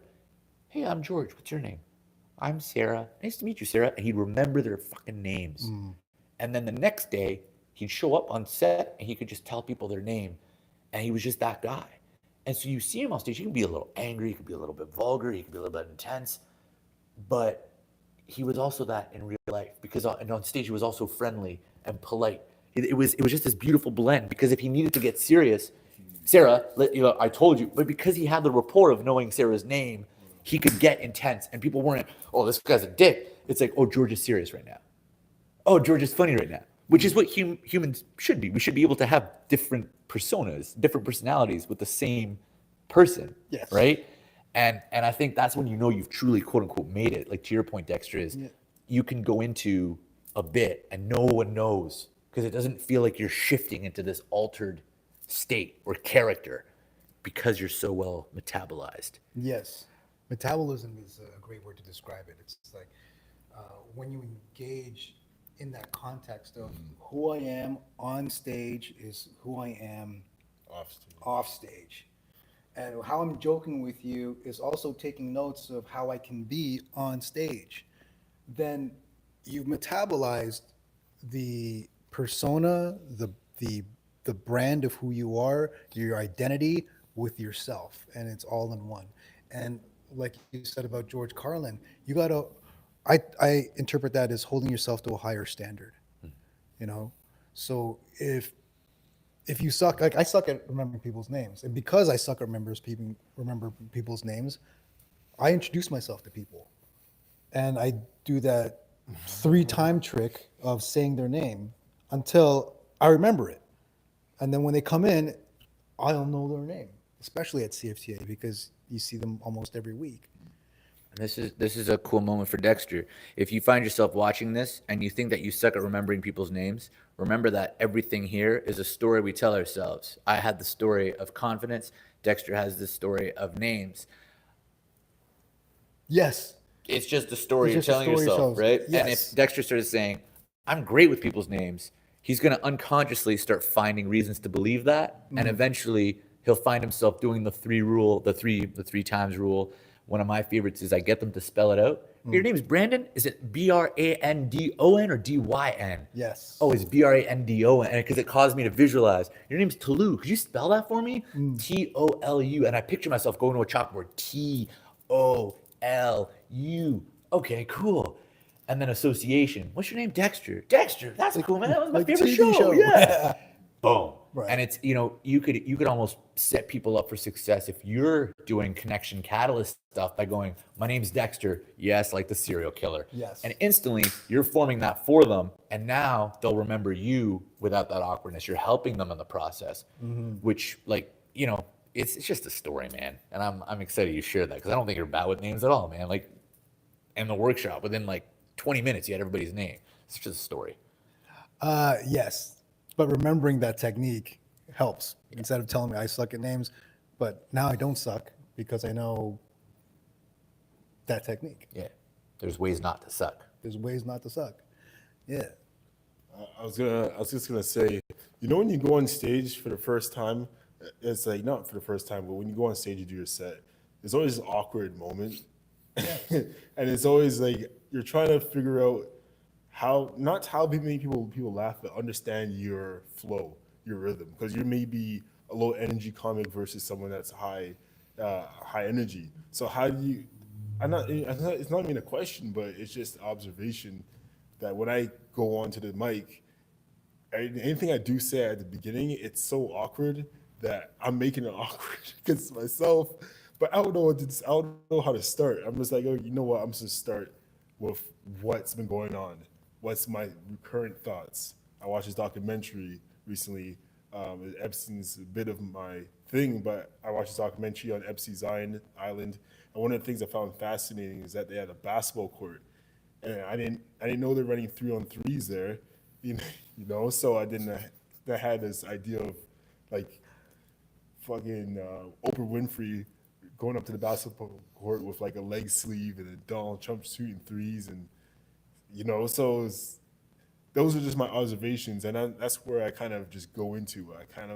I used to be like, okay, hey guys, how you doing? And it's just this awkward. Well, that's awkward because forced conversation. Yeah, and I would say so many comics lean into that strategy. It's not a strategy. It's a what's that called? It's a shitty habit that they just stole from seeing too many people do it. Hey guys, how's everybody doing tonight? Well, my issue with that is all the pressure. You're the guy with the lights, with the mic. The attention is this way. Yeah. You haven't done anything to earn the right to shift it back yet. You can, but you watch the greats. You watch old tapes of Robin Williams or anybody.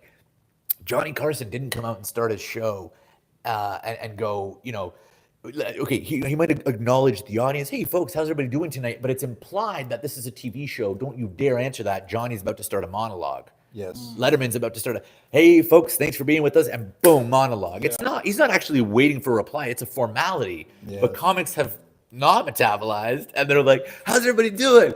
Applause cue. Give it up for your host. Applause cue. And it's like, bro, like we're in Canada. In Europe, this shit wouldn't have flown. Like people would just be walking out. You just wasted 3 minutes of 5 minutes on applause breaks. What material do you have? And so I'm really glad you pointed that out, man, because that's a little like pet peeve of mine is you saying awkward. You might be leaning into the awkwardness because that's part of your persona.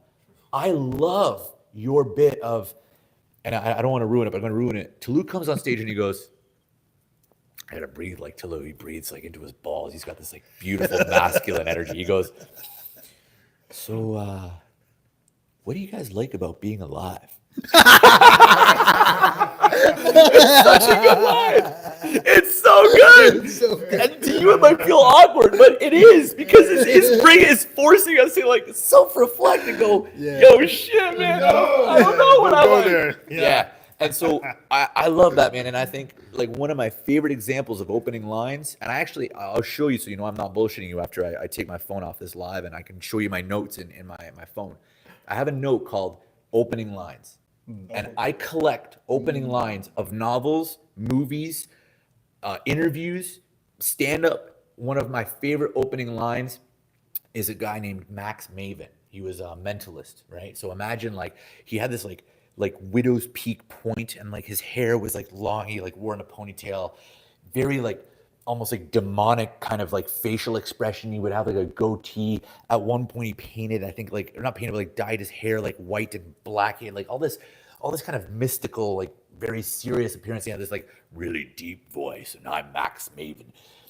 And very scholarly. And he comes on stage, but he looks like almost like corpse-ish, serious, mystical, like voodoo witch doctor kind of, but like Caucasian big white dude, weird goatee, very like strange looking. Comes on stage, looks with this classic one eyebrow look, breathes and says, "Boo," and then he smiles. In one word, Max Maven has communicated, "I'm aware of what I look like. I'm going to freak you out." I get goosebumps explaining this shit, man. I'm going to freak you out, but I'm going to do it in a way that's entertaining, and you're going to love me.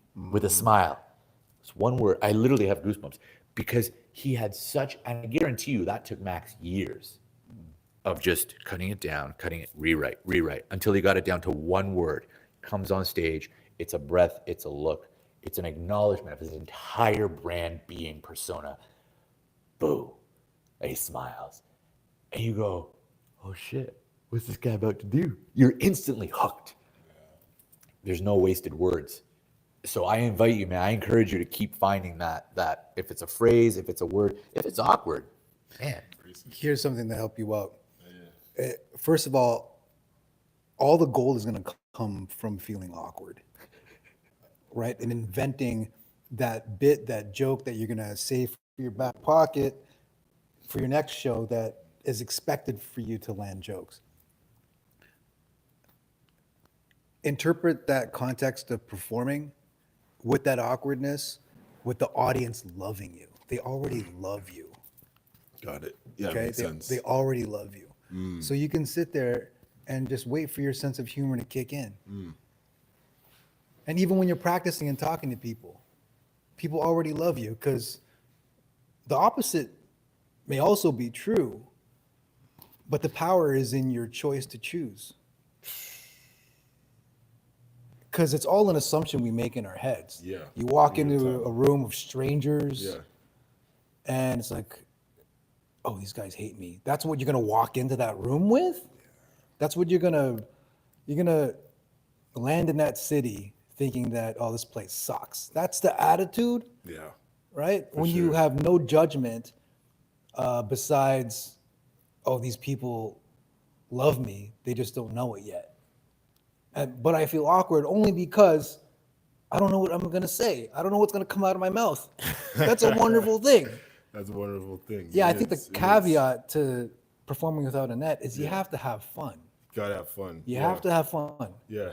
Like make yourself laugh. Yeah. And then people, That's okay. Yeah. they're walking into a conversation that you're having with yourself, and they want their ear right next to you. And right? What do you think that conversation of making yourself laugh? Is it his? That's all because my phone. Oh, making yourself laugh. Is it that you find it funny, or is it like an awkward conversation that's hard to tell? It's fine as long as you include the audience Into what you're doing, even explaining it, over explaining it. Yeah, Because that could be funny too. You don't know. Just dropping it, it's like, never mind. And then that could be hilarious too.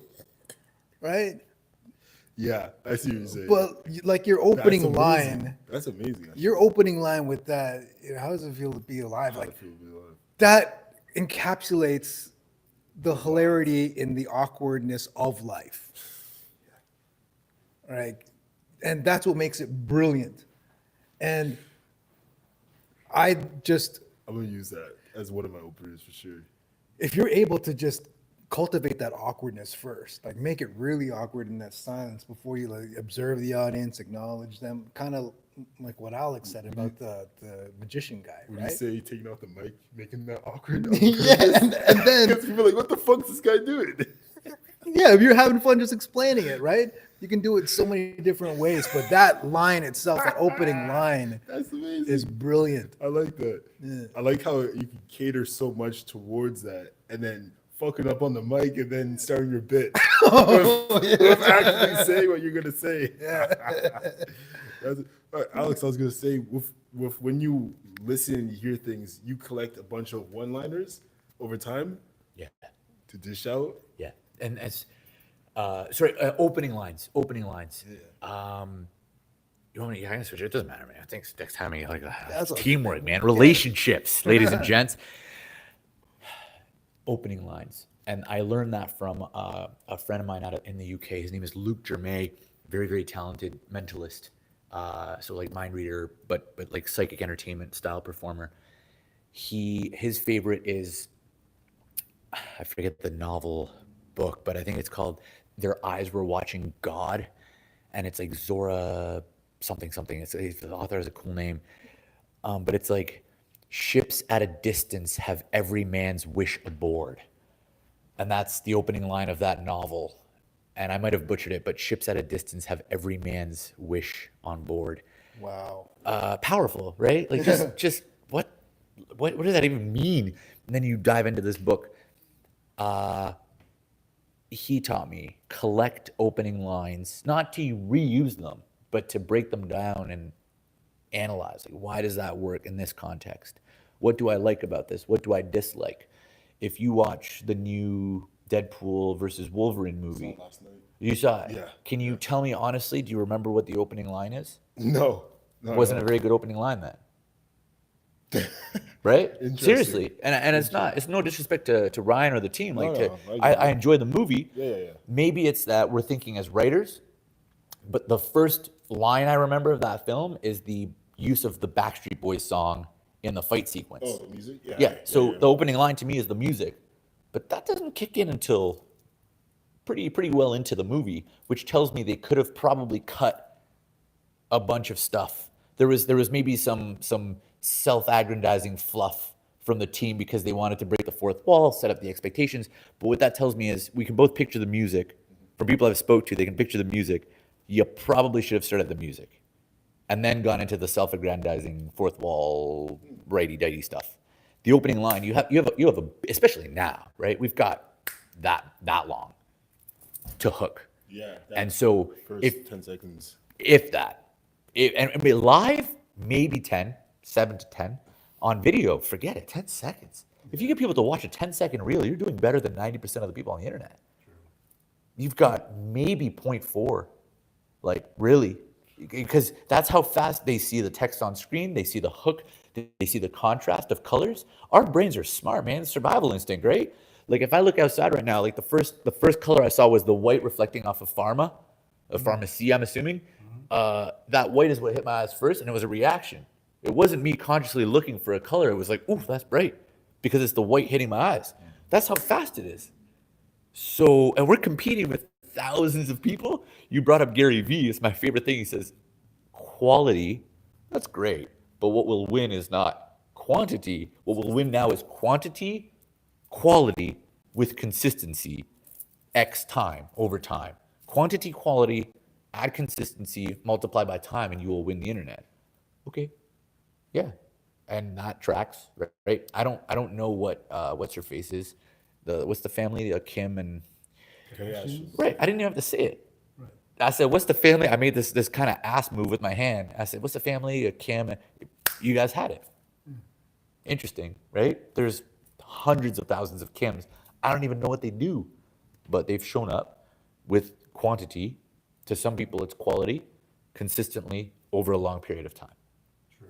I didn't have to, it could have been Kim Crocker. I don't know who that is. I just made up some name, but, right? It's fascinating. Opening lines, man. I don't know how I got onto Kim Kardashian from opening lines, but Yeah, because it conveys who you are in a split second, and it gets people familiar with you, especially the way you cater yourself and cater to the audience, the way you talk and how you deliver your message. Because some people can come out blasting like really fast, and I appreciate that. And then people can be foul, you know what I mean?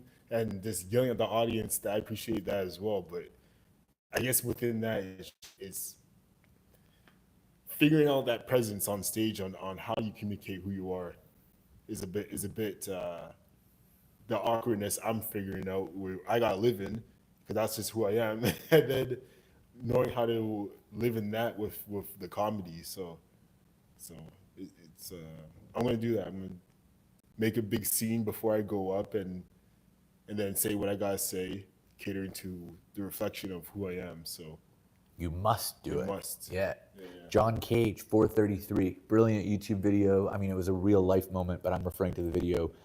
John Cage is a phenomenal, like, music theorist, pianist, and the piece is called 433. He walks on stage in front of a live audience. He comes on, there's a grand piano with sheet music. The audience is imagined to our right, so stage right. The piano's facing this way. The piano's back is at like stage left. The keys are here, and he comes on, he sits at the piano bench. There's sheet music, and you're in the audience. You can see the sheet music because of how the piano is positioned. Like, the audience is here, so they can see it. He sits down, he puts his belly button at middle C, like you learn when you're in, like, elementary piano. He sits down in the correct position, puts his hand above the keys in what's like the pianist's rest position, right? So his wrists are kind of broken, his fingers are rounded and ready to play. And he begins just focusing on the music. He's not nodding his head, he's just looking. An uncomfortable amount of time goes by. He turns the page. He sits there for 4 minutes and 33 seconds. He doesn't play a goddamn note. He then takes his hands off the piano, kind of has this like release of tension as though he just played a full like Mozart concerto, stands up and bows, and everyone applauds, and he walks off. Everyone was stoked to see John Cage that night. Phenomenal pianist. The guy didn't play a goddamn note. The point was, silence in music is just as important as the notes you play. Wow. And that was his message. And people that were music theorists, they got the message. He knew his audience. They knew they would appreciate it. This is bold, man. Coming on stage for 4 minutes and 33 seconds, and it's timed. Because in his head, again, Goosebumps fan, he's been playing piano since he was probably this big. So he's able to keep the time in his head without bobbing his head. You have to be a pianist, right? So you're like classical pianist. Like, your job is just to sit there and be ready, okay? And violins, right? Tuba go, and the conductor's over here, and you're just waiting. You're turning with the rest of your group, because if you lose focus for a second, your whole symphony's gone, and you're not on cue. He communicated a lot with that piece. It's a very, very like powerful piece. That's true artistry, right? It really is. Now, I don't think that's a commercially viable piece. I wouldn't recommend that to a stand-up, but it's an important lecture. Like, it's an important lesson, I should say. Yes. Silence is just what you don't do, what you don't say. And for us, it's magnified because it could also just be physical, right? If I reach for the coffee cup like that, whereas, I acknowledge the cup, I have an internal thought. That's not even my cup. What am I doing? And then I read, right? 2 instances out of like hundreds of thousands of ways to reach for that cup. I haven't even opened my mouth yet.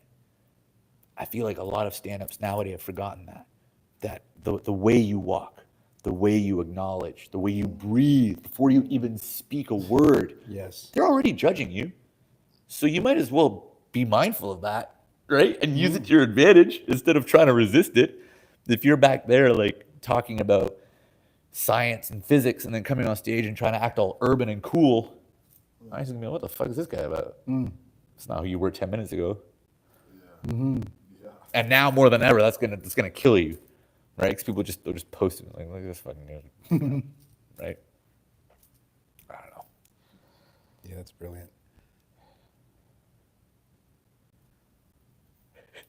4:33. We should just wait here silently for 4 minutes. 4:33. How long is it at? I I don't even know. I think we're at 2 hours. I think. Hour 33, hour 35. Really? I checked on the live. Wow.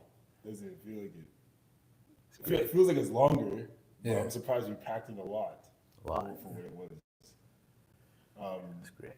Anything else you want to say? Anything in terms of like possibly look? I know we talked about location a lot and the essence of comedy and also like open mics. Do you feel? I want to ask you that. Like, do you feel open mics in general? Do you feel like it's going in the right place? Because sometimes I always feel like open mics, we need real people. Do you think that's an element that's because you want to test your material out with real people all the time?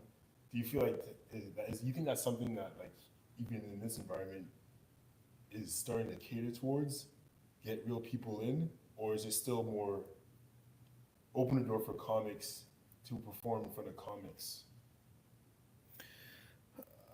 That's what this place is attracting right now, CFTA. And we What's knew that? from Comics the- for comics? In a sense, because it's more like a workshop in a way, where you're performing to other performers. But then what you learn here, you take out to other venues where they have at a coffee shop, audience members, at Levity, audience members, more so than comedians, comics. But you know where you stretched yourself at CFTA. You come back because this is the launching pad. This is the practice room, right? And I'm there watching you guys on video, and you're like little pets. And I'm like, how's this guy going to grow? What are they going to grow up to be in like a month, 3 months? So I'm keeping an eye. The streaming with the multicam system that is off frame here, that's going to take it to the next level, because that territory is now worldwide, and now you can have a following anywhere. Obviously, we're streaming through your account. You have 1,000 followers. There's 7 people watching. Wow. From wherever. Yeah. Thank you for watching, guys. Yeah, I was stoked. Oh my Yeah, goodness. because I We're looked here at, for like, you. I feel like they stayed for a lot of this. Like those 7 are They're like still the here. diehards. They're like, I'm cooking curry chicken right now. Because what is it? It's like midday on a Wednesday, right? Like most know. normal people are at work. Yeah. Yeah. But Curry that's chicken. I'm so hungry right now, man. that means we're wrapping up soon, possibly.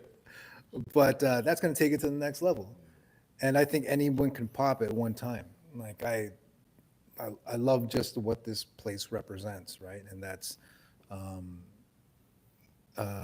non-judgmental creativity, because people shared some really traumatic shit, and I think it's more therapy than comedy. But then to keep on repeating it, it's like, okay, you're not done with how that thing hurt you. So we don't necessarily want to hear it again, but do what you got to do. Yeah, but we And- will. But We'll hear it again. we'll hear it again. And that's what you need to do. And that's a supportive community, right? It seems like for all artists, we need an outlet. Yes. An outlet. And this place is that outlet. Tolu, I want to ask you just a final question, because it's something I've been thinking about. You said, what did you say? You said comics versus real people, like having real people. An audience? Like an audience. Yeah. You pay for tickets. Okay.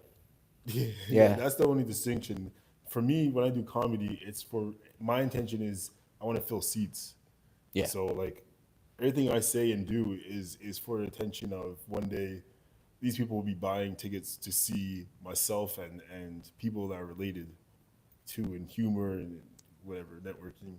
But yeah, just someone that's going to be like, hey, I want to see Tolu again because, 10 years ago, 15 years ago, he did comedy in the basement, and I want to see what he continuously does. So when I do it, in front of comics, I'm not looking for appraisal. I'm just listening for the oh, the ah, the background laughter of maybe like there's one lady here. She laughs at a lot of stuff I say, but we have the same type of humor, and it's kind of more laid back. It's a thinker a little bit, but sometimes it's just when you know certain laughs, you're hearing that sense of humor that can be traveled in different rooms, and that's what I look for when I do comedy in front of comics. It's not for the shock value. I'm not trying to shock you. I'm trying to give you something real, and can you relate in that relatability? So when I say comics versus audience, comics is great for sure. You pick up a lot of skills, you learn a lot, you see more real time beyond you. For real audiences, everything's tried and true in real time. And people even love it 10 times more. And I remember one time, Dexter, here we had a lot of outsiders that came in, and it was just one of those days. And then it got to the point of like, who's gonna go up? And then no one. It was funny because a lot of the comics didn't really want to go up. Like, I don't have a material. I was like, I'll go. Me, Yoel, going to stage like a performance. I post some stuff about my Nigerian cousin and put some relationships there. Some people over here, and it was just like That stuff was funny, by the way. I just saw that stuff the other day. Oh yeah, Yeah, the Thank Nigerian you. cousin stuff was Yeah. great, man. Thank you, man. And that was something I did recently here, like 3-4 months later, and that was just that essence of, oh shit. When there's real people, that's when not saying I come alive, but I'm just saying that's when I get this new exuberant feeling in my heart. I'm just like, wow, everything I've been practicing here at the open mics is go time now. Let's use that. Use it here, use it there. And it's interesting to see, even at certain events here in Hamilton, like the art crawl and stuff, we had something that I should connect you to is called Gambino's. When my friends opened up. know Gambino's. Yeah, that's one of my friends I met through a comedy bar. We did a class together, and he's a great guy, Leo, and his girlfriend. So they opened up a creative center for creative people. You can rent out spaces, Alex, and they did an open mic, and I wasn't working there, but I was there to support. I was bringing